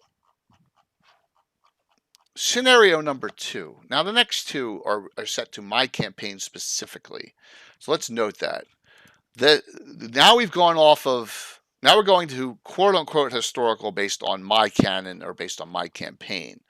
All right. So we're in the world of what happened, right? Wait a minute. Okay. Story number 2. Your map is up. I know I got so much up. The wars go on and drag on for 10 years, okay, and we're going to talk about a quick blurb in chapter 30, and then we're going to go to chapter 37? Oh my gosh, or is it 38? I thought it was 37. Thank you for doing that. 37. Thanks, Hager. Thank you. Okay. Yeah, Hager, how bad were the ads? Were the ads being annoying or whatever? Or did you not see them? I'm just curious because you just subbed, so or maybe you were already up. Okay, you just saw one. All right, good. All right, well, they're running. It's good. Cool. The wars drag on. There's a lot of battles, including one, and I'll just synopsisize this, where they pull a bunch of humanoids out of the county of Ulick, roughly in this area here, and they all flee and sack and kill half the population of Jernra, which really puts a bad taste in the mouth of everyone. That you're getting them out, but they're going and they're killing innocents that aren't even involved in this. So that happens. Hey, Lion Dove, good to see you. So that kind of is interesting because I don't know if Tommy made that up or whatever, but it's in here and it's pretty good in the writings, and I think that's chapter 30. All right, so. Hammer and the Anvil. Yeah. So here's another. The low road is not a straight, narrow path through the mountain roots. It makes its way through a maze of passages, now following natural caverns, now cutting through fissures in the rock, now descending by steep cuts into the granite. And it talks about the battles have now, a lot of these battles, and they talk about mine rangers, are in the low road at this point. There's a lot of battling going on. Now, here's our next reference coming up. I try to be prepared, Anna. I try to do my best on this. You're doing a good job on this. Thank you. Yep. Oh, I gotta keep this page 30. Here we go. Visions of Greyhawk, Volume 2, which did not come out that long ago. All right. Limited and very hard copy. Greyhawk Volume 2. I got an article in here for Specialty Priests of St. Benevere. Yeah, so this is kind of cool. So there's a lot of battling going on, and the low road. Now, what is the low road? Well, I've shown the map. I'll show it again because this is a great map. This is Rich Gioia and our great friend Dave. Oh my God, my brain just shut off. What's Dave's last name? Holy jeez. David Leonard. David Leonard. Yeah, David Leonard from Greyhawk Musings. That's how I know him. Here is their map of the low road. And they did an homage to me, and I appreciated it. And that is, here are all and these are all on Anna's maps. It's showing, it talks about them all. Green Miles Hill, Gilmarack, Rockholm, Iron Delve, Tharex Hold, the Lost City. It's not the Lost City from the adventure. Huck Dunlergan, my location, Hearthguard Tower, and Balmorak are all the locations. Okay, nicely done. So, Hateful Wars, Visions of Greyhawk, Volume 2, details and goes through a lot of, and we're going to go to page 17. It's like an article, it's like 20 pages. You have a lot of great information here. I use only a snippet of the low road in my game because I'd say it's probably bigger than Moria. What do you think, Gary? Your thoughts on that? It is, because it runs the entire length of the Lord Mills. Moria, I thought, went more across and down more. Yeah, Moria to me seems down way more than Gary says yes. Wide, so to speak. Yeah. Can someone please link mission where Visions of Greyhawk can be downloaded for Mystery, please? Yeah. Please do that. So, yeah, that's what I thought, but not as dense. But there are sub-chambers, and a lot of my adventuring is how do we find these sub-chambers? I'll give you an example. Mike Disney's character Scarn, and you'll meet his father Scarnier on Saturday morning at 9 a.m. Scarnier has their keep, which we're going to do the destruction of Wolfmaster Keep, which is here. I only got the second banner done. I did not get the third one. Here are our guests for this one. 9 a.m. The destruction of Wolfmaster Keep. April Nicole Hill, Coco Bunny, the ever mysterious Tim. He's playing in the first one too. Stronghold D&D Tim. First time ever playing on the channel. Looking forward to him playing. Mike Disney and Phantom NJ playing in this one. This is going to show when Wolfmaster Keep, Scarn's family keep, and his father's name Scarnier. Hey, that's Mike Disney picking him. Stronghold Tim's playing his uncle Murat. So there are two Wolfmasters here, and the destruction of Wolfmaster Keep. So here's the File's End and the whole area, and we tie that into this abet, which means entrance.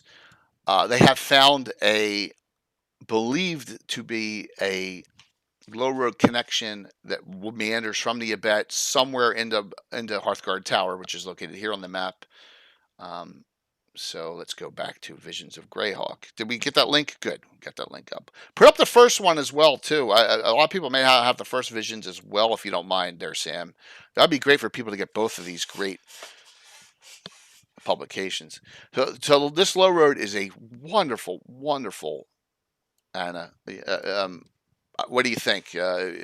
Delved. I know this isn't your cup of tea area. No, I like the idea in some ways. I don't like the idea that someone cut all those miles through the A lot of it's rock, natural, so to it speak. says. Yeah. Exactly. A lot of it's natural.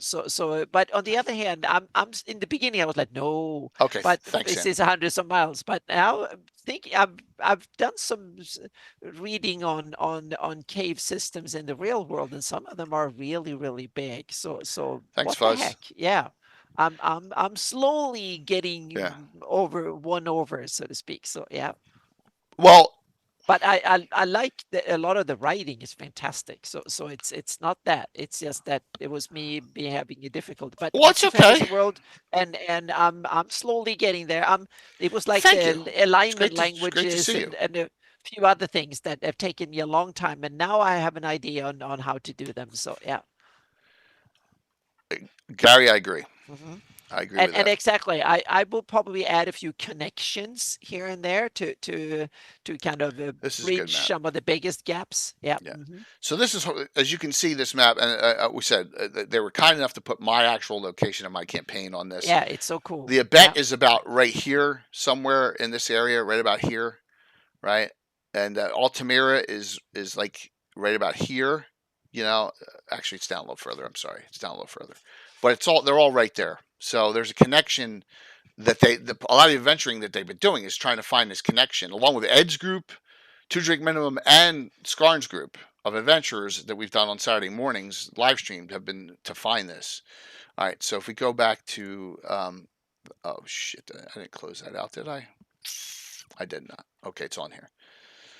So, and it talks about a lot of things, trade and all, but let's concentrate on, and here's all the locations it talks about, and there is some history in here too. Like here, so it talks about like this is a human city too, for example, Iron Delph, which is this one's out in the Cron Hills.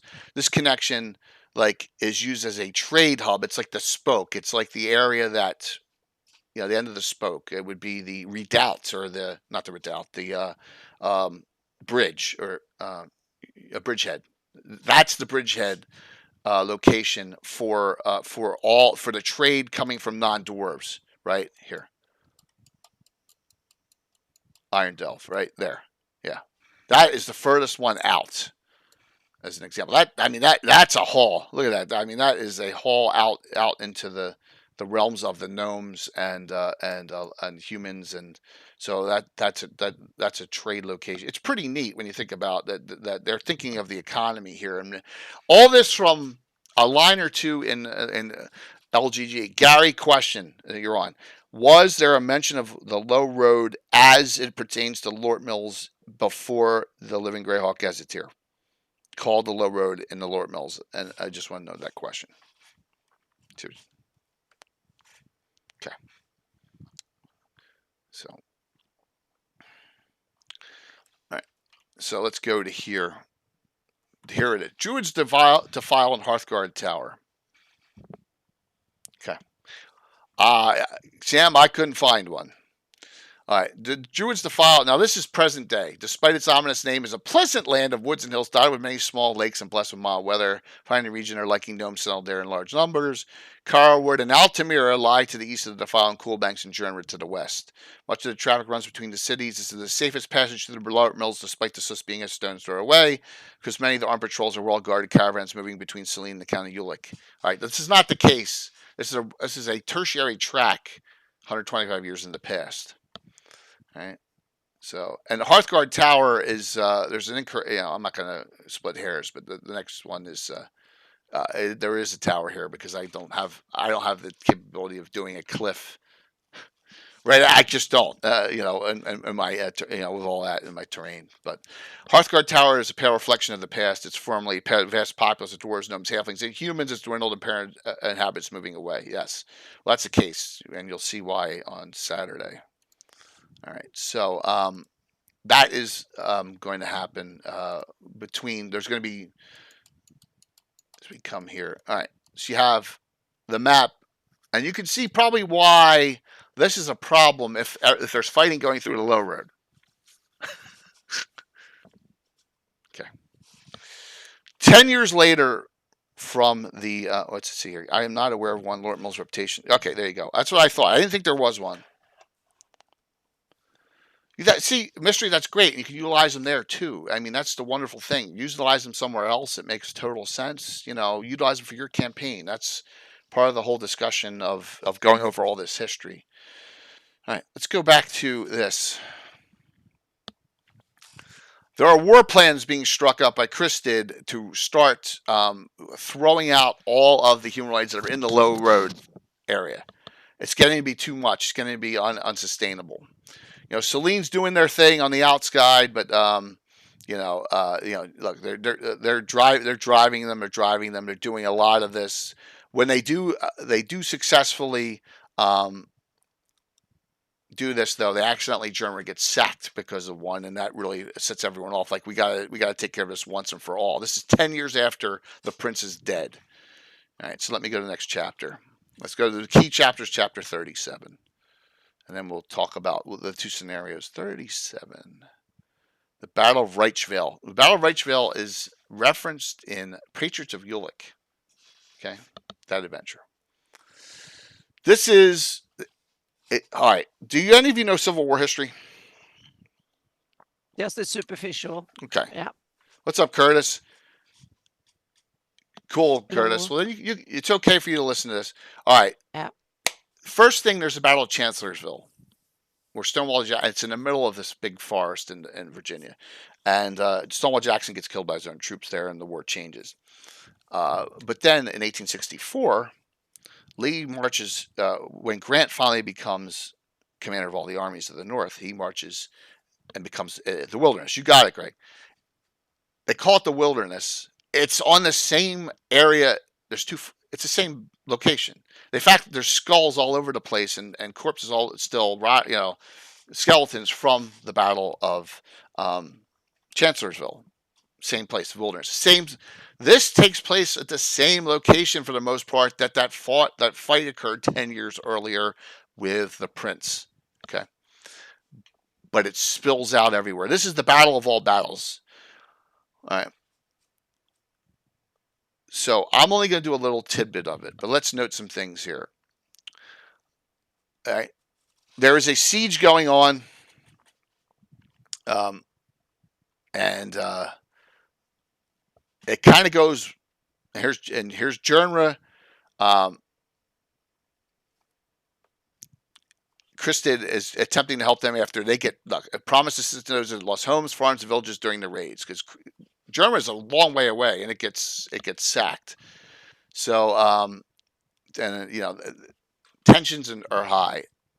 They attempt to do a once and for all coup d'etat fight, and it goes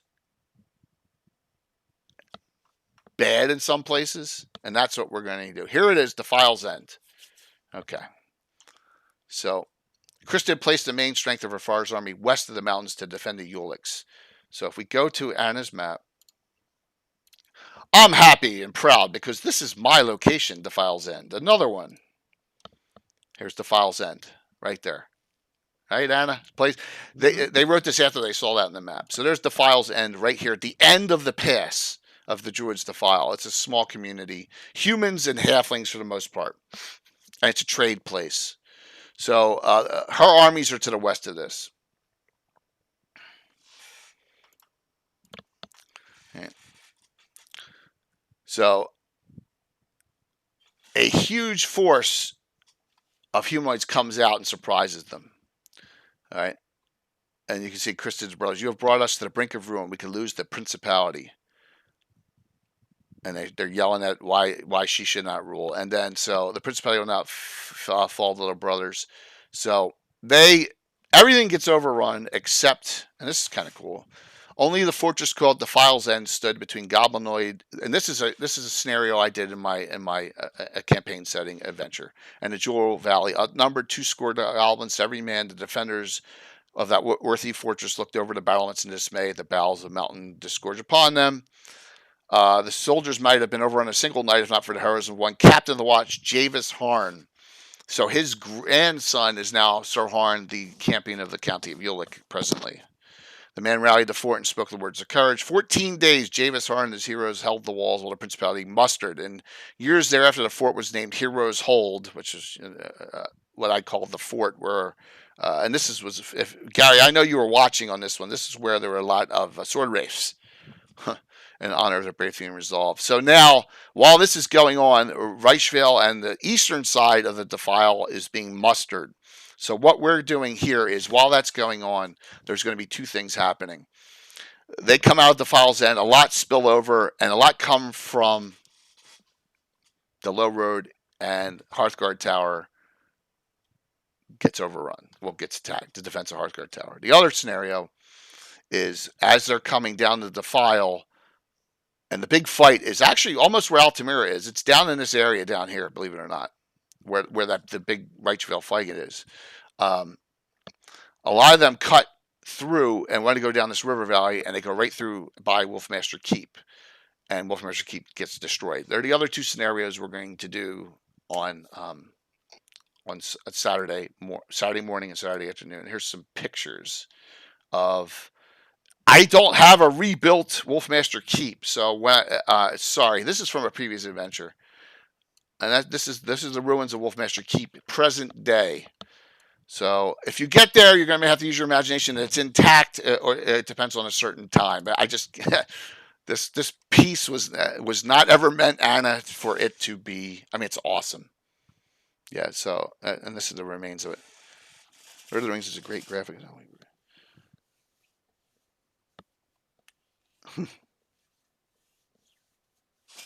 Lots of stuff, yeah. Lots of cool things. So there you go. That is Wolfmaster Keep. So we're gonna do that scenario. It's gonna be mostly dwarves in that one, and this was another little fight. There's always fighting going on here, but we're gonna have some fun with that adventure. It ties into the preludes I did that Sam watched, and if you remember, two things go through a portal. In that, they appear in the present from a portal in the past, so you may see that. And then lastly, this is Hearthguard Tower. We ran this during ReaperCon. That's how old this one is. It's on the side. It's going to be moved slightly. Yeah, so that's Hearthguard Tower.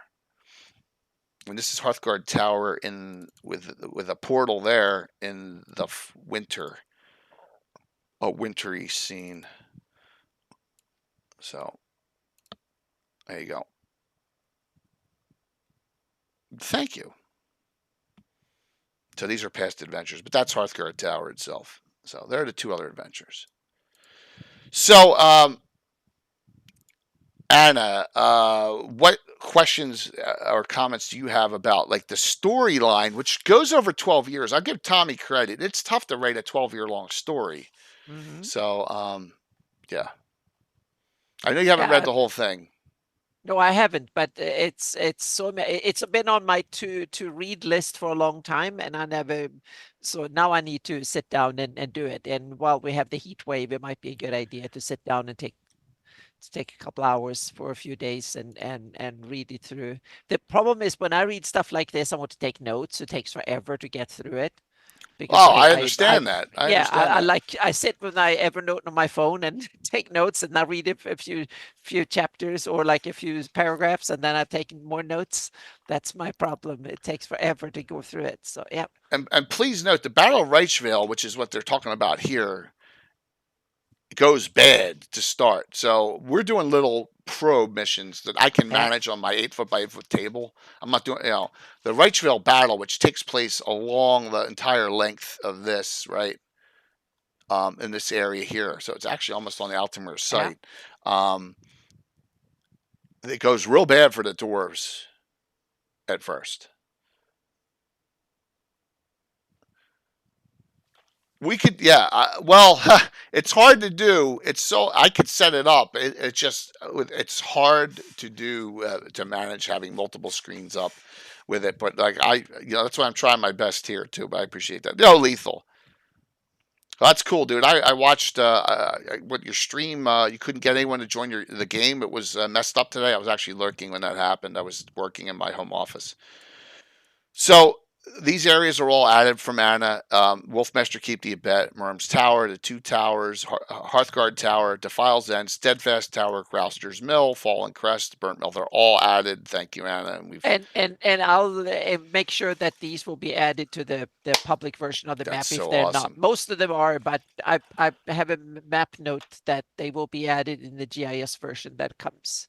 So yeah, there's a couple of stuff from my campaign that I'll probably add in there as I go over it, because I'm going to be a little bit more. I've been avid rabid not adding anything from my campaign hardly into the public map, but there will be my version of the map too, and I'll add most of these, or probably all of them, Gary, into my campaign too. So true. As well.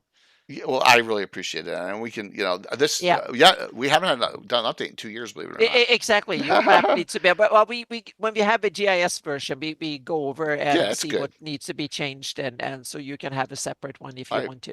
I appreciate that. So there's the registration. It's a $5 nominal fee plus it comes with like 6 and change. But there's going to be some unbelievable events, a lot of old school events there. So and 5th edition. So Anchor, that's your opportunity to get in, play some games, and meet people in the community. And we always have a blast. It's used with VTTs. I run my miniature style, and I'm running 2 times the Lost City of the Soul. I'm running 2 different parts of it, but it's, you don't have to be in both. But I'm going to run the Lost City of the Soul that William Henry Dvorak's writing. So it's going to be fun. So I'm looking forward to that. And we got some games in there already. So as far as the scenarios of this go, one of them is pulled right out of the story. Prince Tressarion gets killed. All right. So mostly, probably everyone in that one dies. The second and third one, though, we'll see. Now, it doesn't have to be party wipes in all 3, Anna, because, it doesn't have to be that way. Whatever, because it's part of, it's not written in canon what happens here, because it's my campaign. Like they've been wanting to do play-by-plays of all battles event. We should do it. If this goes well, Gary, and this historical one goes well, I guarantee you, I will do the Battle of Emerity Meadows, and then I'm going to do, if I get brazen enough or I sell it enough, I want to do when like Fleef gets destroyed. We can do other cool stuff and absolutely. Yeah. Yes. So, what questions do you have? Oh my gosh, it's 20 of 9 already. Oh yeah. Holy jeez! So thank you, Jay. You did awesome prep. I didn't have to say much because it was awesome to just have you go. Well, thank you. This. Let me see if there's anything else to know. I think I caught everything in the book. So go to Tommy's site. Tommy will be the first. Tommy will be on 7:00 Friday night, and he's going to sit there for about an hour. And Tommy and I are just going to talk about, and right below me right now, his book and his writings. And I had to share this. Shit. So there you get the inside stuff, on Friday. Yep. Altamir is mentioned here too. I don't need to go back to where it is, but it kind of at the end of chapter 37, he kind of kisses my butt a little bit. I will take it, as he's talking about. Chris did. She falls here. I'm not gonna ruin the story for you, but at the very end of all this, he puts to me. That was nice. And he references the Battle of Reichsvale is mentioned in Anthony Pryor's. We had on Gavin a couple months ago. Patriots of Violik. Urger's Mind appears in Christopher Reed Downward. The Tale of Defiles End and Heroes Oldest from J. Scott's Order of Violik campaigns. Likewise, the Mill of Altamira, so there's a mill there. That's it. Is a non-canonical place name to mark the future location of the Free City of Altamira from J. Scott's Order of Violik campaigns. That was really nice of him to do. I really appreciate it. Also, I appreciate Hearthguard Tower being put in the Low Road. So, yeah, I'm sure that I can squeeze out 10 locations and 5 heraldry from this book after reading it too. And we know of one already. Oh yeah, and I'm because there is a lot of inferred stuff that I think, that should have heraldry. That a lot of the dwarves mentioned exactly. You may want to get with from this. You may want to get with Rich David and Tommy all together and figure out. We should do stuff like that. I'll get to it at the end. I know you got a lot. We all have a lot going on. Yeah. Now there's worse than ever, but it's a lot of fun stuff. It is. It's a lot of fun. Would Altamira not exist without Hateful? That is a great question. The answer is it would not. That's a freaking great question, Gary. Because once all the humanoids are really placed out, and most of them go this way through the sus. And we already talked about. We did the Pomage before you were on. We talked about that in the original glossography, and they take over here for the most part. And now everyone knows what's going on in the Pomage. It wouldn't, because you know what it could be? It could be one of these outpost forts for the Order of Ulick that were down here instead. Right? Because maybe they're fighting the humanoids up here, and I love the elven discussions and stuff, and they have a series of forts around the Defile and around the outskirts of Selene, and on this side, it could be something like that, So the answer is it would not. No, it would not be as a full city. That's a great question. Yeah. All the kumquat trees could be gone. They could have all been killed, cut down. So, thank you, Ryan, for the follow. So, I was still laughing when you said that could all be cut down. When Stephen Chenault said that we had a major hiccup in the project. He killed the tree, and we were like Wizard of the Coast that put an NDA on, or like slammed us with someone or like the warehouse burned down or something was what I thought would happen, or his office burned down or been hacked or something like that. And he said, "Oh, the kumquat tree died." That was the way he said it. Was so over dramatic. It was awesome. He was upset. Yeah. So note, I love this area I love this history. I've talked about it ever since I, became part of the community, that I really just love the background that everyone's developed. Well, Walt is playing tomorrow night. So tomorrow night, we've done 3 parts of this, of Hints of the Past. This one is going to be a little different. I talked about it. Someone gets the idea, hey, how come no one's gone there, and really there's dead elves everywhere? How come no one's tried to take them and raise them as an undead army? So someone gets that dumb or great idea, and a group of characters are going to go there right to the site of the Defile, and in that spot where the fight takes place. That way I don't have to change terrain between Thursday and Friday night. So, David Keith! Hello. It's all good, man. Thanks. Thank you. So that'll be tomorrow night. And it'll be a small group, like 6 characters, one shot. And like I said, 7 o'clock p.m. we start Friday. The players, which is... And Tim, I don't know what, Tim's staying at my house. He's staying in my guest room, so he if he needs to crash, he can. But Tim's playing in all 3 games. So we have Ed Greenwood, we have Bird, Coco, Darling, Bones, Myriad, all playing in the first game.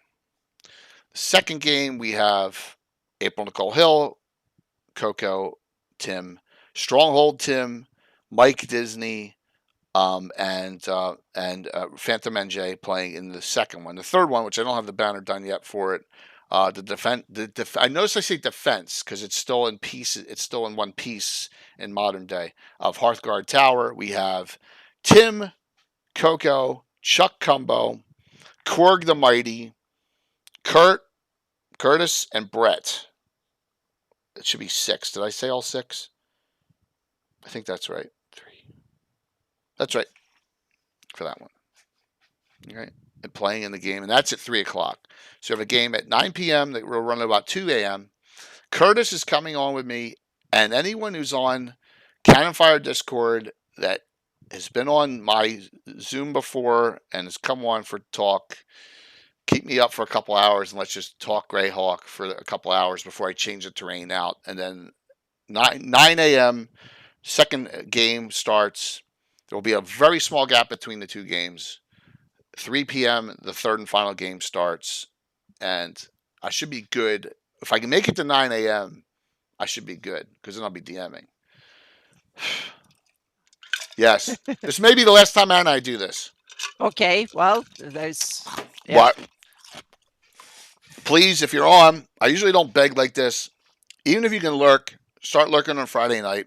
It's going on the front page of Twitch. If you've never seen, and I'll explain to you what I mean to this, and we'll bring this up. So if I go to Twitch, first time ever, and I was talking to Josh Pop about this. I don't know of any other D&D channel I've ever seen up on the top front page except for Critical Role. So if we go on this front page, this bar up top is where we will be. And look at the viewership on here. Okay. 2,000, 1.6 thousand, 2.2 thousand, 2.3 thousand, 3,000. Yeah, it's a big deal to be up on this top bar because this is where a lot of people go to look at. So I'm honored that they said yes, when I applied for this because they love the idea of they don't have a lot of D&D channels. I don't know. It's mostly video game streamers up here for the most part. So you get and some IRL people. Yeah, role-playing game streamer should be up there. So yeah, getting big. I am really honored that they accepted and said yes. Yeah. And the one drawback, I cannot have advertisements running for my sponsors. So this bar here has to disappear in the lower right corner. Yeah. Yeah. While that's going, that doesn't mean I'm not doing giveaways. That doesn't mean we're not mentioning them, but I can't have them, and I have to have my ads on. So that's why the ads are running now. So don't forget the ads are on. I'm making sure I'm prepping everything up. So yeah, lurk. That's what I mean. Lurk away. If you have your computer on, just leave it on through the night and lurk away. I'll be on the entire time. I would appreciate it. Lurking is great.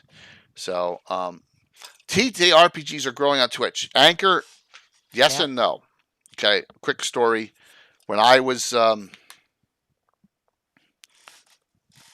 when I first started here 6 years ago, on a Saturday night there were 50 D&D streams.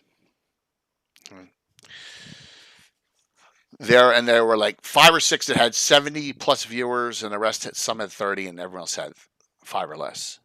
Now, when COVID hit, peak COVID, there were 500. Right. After COVID, it's actually thanks, Bill. It's gone down on TTRPG and D&D. The numbers have actually dropped a bit. And the average they believe is about 10% of the viewership is down for all of them.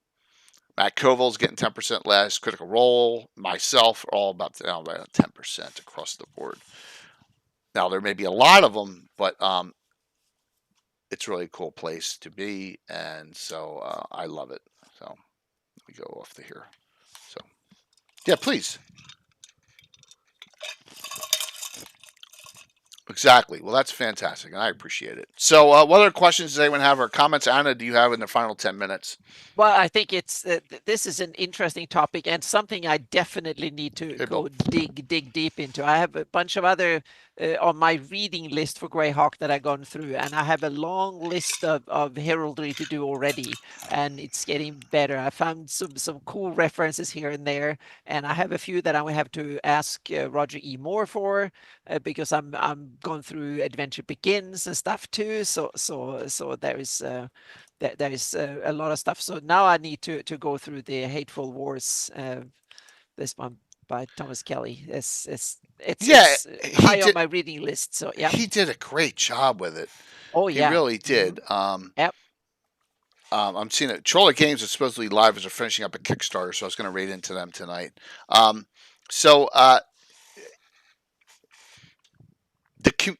This is what I mean. I think if you go on Cannon Fire with everyone, with Gary and Sam and Les and Rich and Norker and all the other people that are on, I know I'm missing people, but there's a ton of them that come fluctuating. Greyhawk Mike and the information that gets exchanged is really deep lore. When we go into that sometimes, like last week with the Airflame, we went deep, right? We went deep into the lore. Yeah. But the stories that come out, like in Greyhawk, Visions of Greyhawk, or or I'll be fair here, or the Great Grimoires, right, are fantastic and way better than who owns the rights to D&D with Greyhawk are putting out and always have been. I think the community does unbelievable work, and I'm honored to be part of it. And it makes me feel good that something that was a collaboration, two things, the Low Road and the Hateful Wars was a collaboration, and a lot of people ran with it, and I'm just running with it in a different format by live streaming my campaign, and they ran with it by writing. So, and that we all use it. That's it. The new canon. Well, Sam, let's not go that far. Koss is not a gnome. I'm sorry, or halfling, or whatever you have them. So, but that's okay. So, but that's why I'm so proud to be part of this. So, any other questions before we'll do some quickie shout outs? I think I've done everything we need to do, but we'll talk real quick and see what's going on. I'm trying to find Chuck. I mean, I thought Troller Games was up. Does anyone see them? It says he's streaming, but I don't see him. Okay. Let me just do a refresh. It just went live. Okay. Yep. All right, so it's 2-minute delay. All right. So okay, there you go. Yep. All right, cool. All right, so for this event, I'll be giving out. I still have Titan dice. I'll be giving out some Titan dice.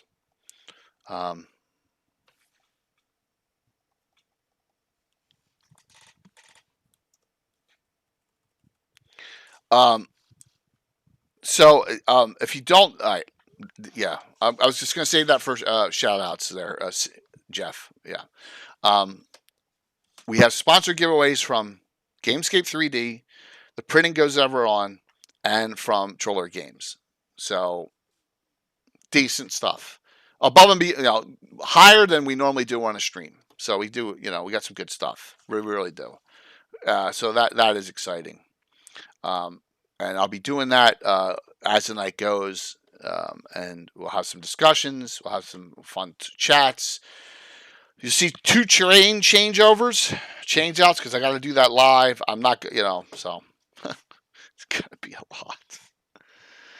Anna, what do you got to shout out while I prep something? I haven't posted anything new since Sunday. I posted a bunch of heraldry. I got some good comments for a whole list of heraldry that was not included. So I'm going to add them real quick in a couple of, hopefully a few days. I'm reworking, working on a new website from the ground up. So that's one of the big projects. I'm wrapping up a commission for Gamehole Con. And those are 2 big projects that I just need to do for two different reasons. One is a commission, so it's a deadline I need to work against. The website is just too difficult to do what I want to do with it, so that's running. So hopefully within a month or so, I can have an embryo up on Notion, a proper Notion published website, so to, or proper, at least I have the basic setup. So now I just need to see if how I can publish it, tie it into my current website, so to speak. So the domains will be no change. If you go to annabmeyer.com, you should find it. It's just that I want to be able to be able to tweak it on my computer easy, add pages and databases and a whole bunch of stuff, and have collaborators on there as well. So there will be a bunch of stuff coming in on that one. The GIS project is a little bit on the hold right now because there's so many other things that are working on, and there will be a big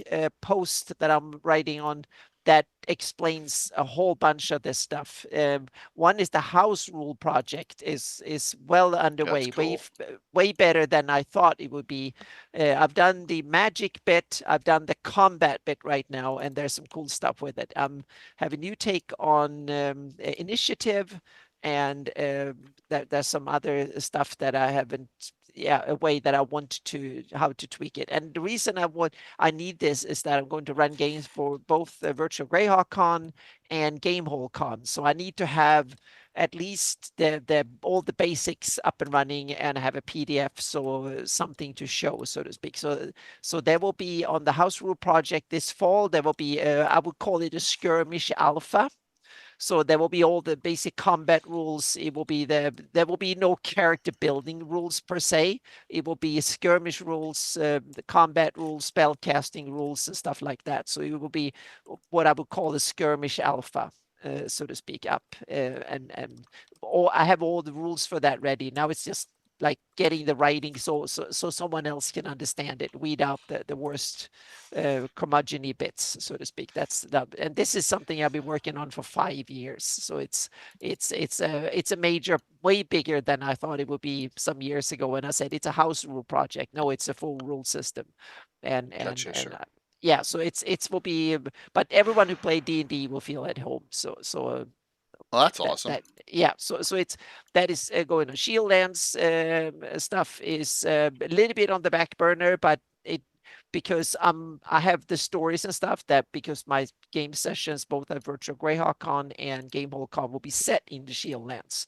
But I have most of the material for that done. So now it's actually the mechanics bit that I need to do. So that is underway as well.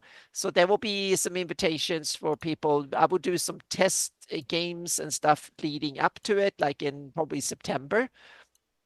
So I will have some call out for players to come in a couple of hours, just run things so we can see if we can get the setup to work and stuff. And so those are the big. So there is a lot of big stuff that has been in the making for years and will go on for a couple of more years before they're done. But there will be a first GIS version out this fall, and there will be a new website sometime this year. And a new version of it, so to speak. Probably several new ones. One for my rule set and one for the cartography stuff. So I will separate them for both for legal reasons and for other reasons too. So yeah. So those are and thank you again for all the support. I'm overwhelmed. I got so many awesome comments and several emails and comments here and there. So it's amazing. I'm just trying to live up to it by bettering my foundations, because I realize there's so many stuff that has been falling on the website especially and stuff. I need something that people can't find things, and I have to spend a lot of time just pointing out things, and I realize it's not there and things aren't working and stuff like that. So a lot of the covering the basics is the main thing right now when it comes to infrastructure and stuff. So I'm building for something that could be much more useful. So you should be able to find all the stuff by tags and all of that stuff, so to speak. I had an embryo on Notion before. Now this will be a published Notion site. So I'm going to test it out, make a small test site to see if the technology to work from. But from a construction perspective, it's awesome. So I just hope that it could be very useful too. So yeah. Oh, thank you, Scottish Jeff. Yeah, it's fun to do this, and it's a passion. I have one other huge passion project that is coming after the rule set. And that's the one I'm prepping in here and studying for. That will be way bigger than that. So I will keep going until I'm 70 with this. and a whole new Greyhawk map too, but that's well underway. So there will be some updates in the post too. So the new version of the Greyhawk map is much further into it, and I'm not talking about the GIS map. It's way further than I have let anyone know yet. So yeah. So the next 3 years will be amazing in that sense. They will be awesome. There will be so much cool stuff coming. Yeah. So what really stinks, Anna, is I thought, like, I have my PAX Unplugged folders here. Yeah. And I have pictures for all the years, but my 2019 folder is empty with no pics in there. And I'm upset about it because those are the ones I had. I swore I don't know if I accidentally erased them or I'm gonna have to look, but they're not here now. Because Yes, Curtis, I get about 6,000. When I post a new file, I get about 6,000 downloads almost immediately, and then probably about 10,000 over the next few days.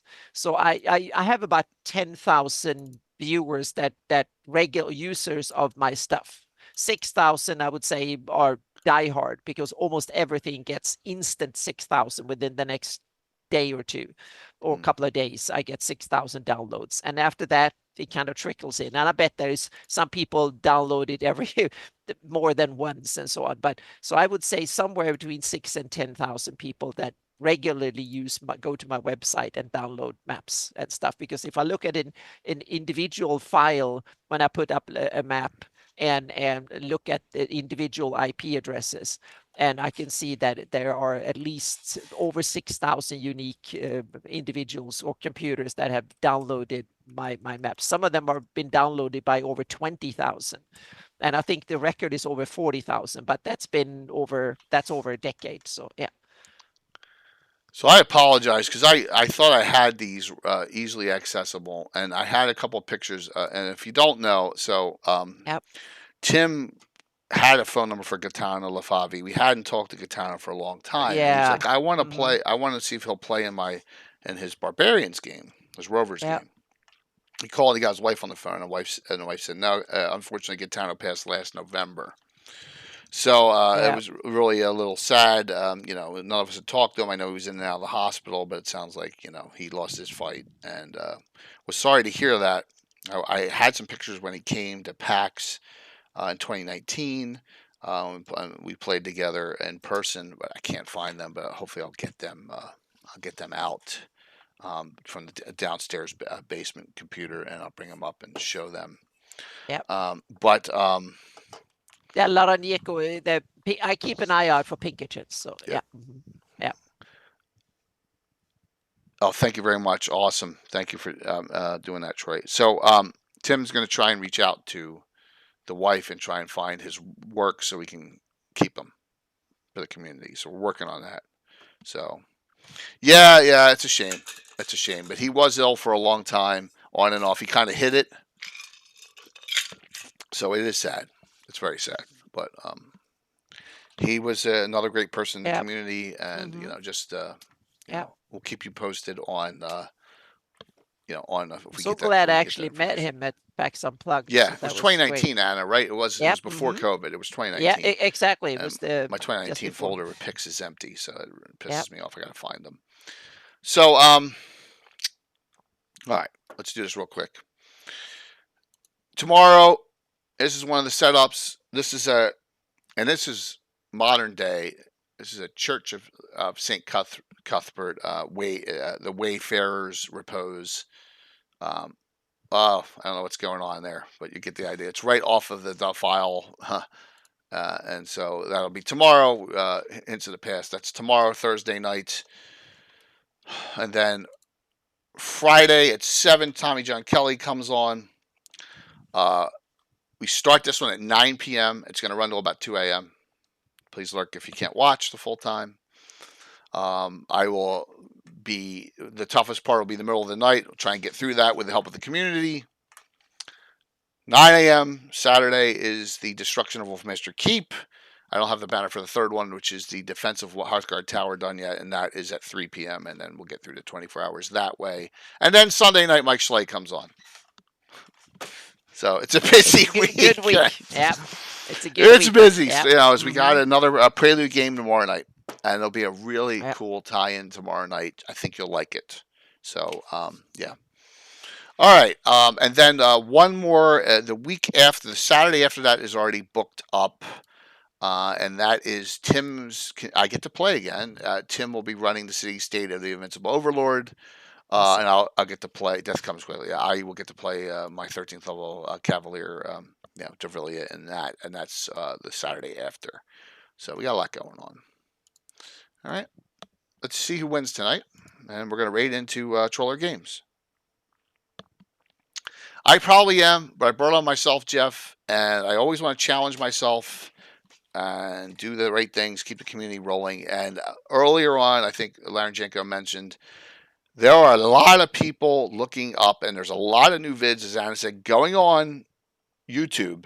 Mm-hmm. But I get that YouTube presents new Greyhawk content from people I never heard mentioned Greyhawk before. So it's cool Right. to see, and they're still kind of fumbling around a bit. They're finding their ways, and you can tell that they haven't been immersed in the content that long, so to speak. But it's really cool that they show interest in Greyhawk. And I have to mention Mastering D&D, the awesome podcast by Teos Abadeo and Sean Mervin. We've had Sean Mervin on several times, and they have Mastering D&D and on all social media and stuff. It's an awesome podcast. They have done one episode this week of Greyhawk, and they will have another one next week. So they're devoting 2 whole episodes to Awesome. Greyhawk. So it's great. Sean had and Teos had a wonderful. They kind of went through the history of Greyhawk for non-Greyhawkers, so to speak. Really well done, because Teos and Sean, they know what they're doing. They're really good. So you should look into their Patreon as well. So we can tell we get a lot of mainstream attention right now, which is great. So yeah. And just note, this is going to be a blast. Exactly. We can direct. Greycast. Yeah, it's awesome. Greycast, but they are part of our community, and they've been doing a great job for a long time. Yeah. We get to decide. We get to direct people who come in looking for Greyhawk, and they go, "Oh my gosh. All right, there's a couple of pages in this book, but oh my gosh, this community knows what they're doing." Yep. That's what we want. So, yep, absolutely. I'm going to. Last call. Here we go. Let's see who wins. All right, closing it out. Yeah.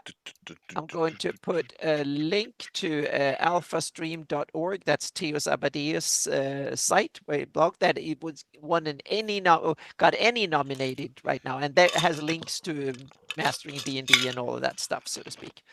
And then I can put hang on a second here.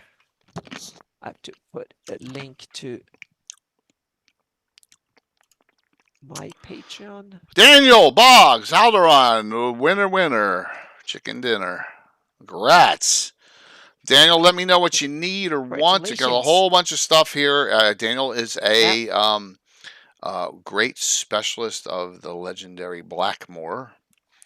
And fantastic. Now, Troller Games is finishing up their great new Kickstarter. Just go in and say hello to them. If you haven't follow them, please.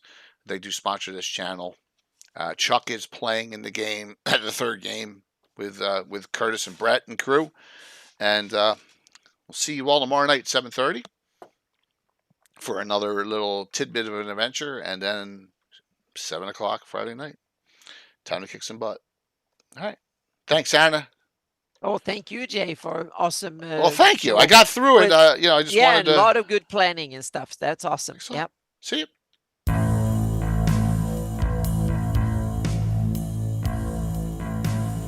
Oh, by the way, when I start on Friday, I will not start to show any ads at all. I can't be on the front, so I will go in adless, which is kind of a new thing for me. I can do my entry screens and stuff, but I can't really. All right, let's set up the raid here.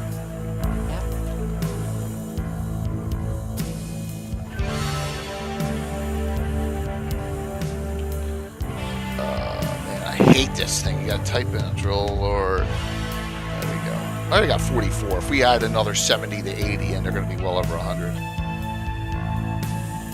Yes, they fooled everyone. Yeah, there we go. Awesome. Look at that. Nice numbers. 5, 4, 3, 2, 1. See you tomorrow night. Thank you for the support.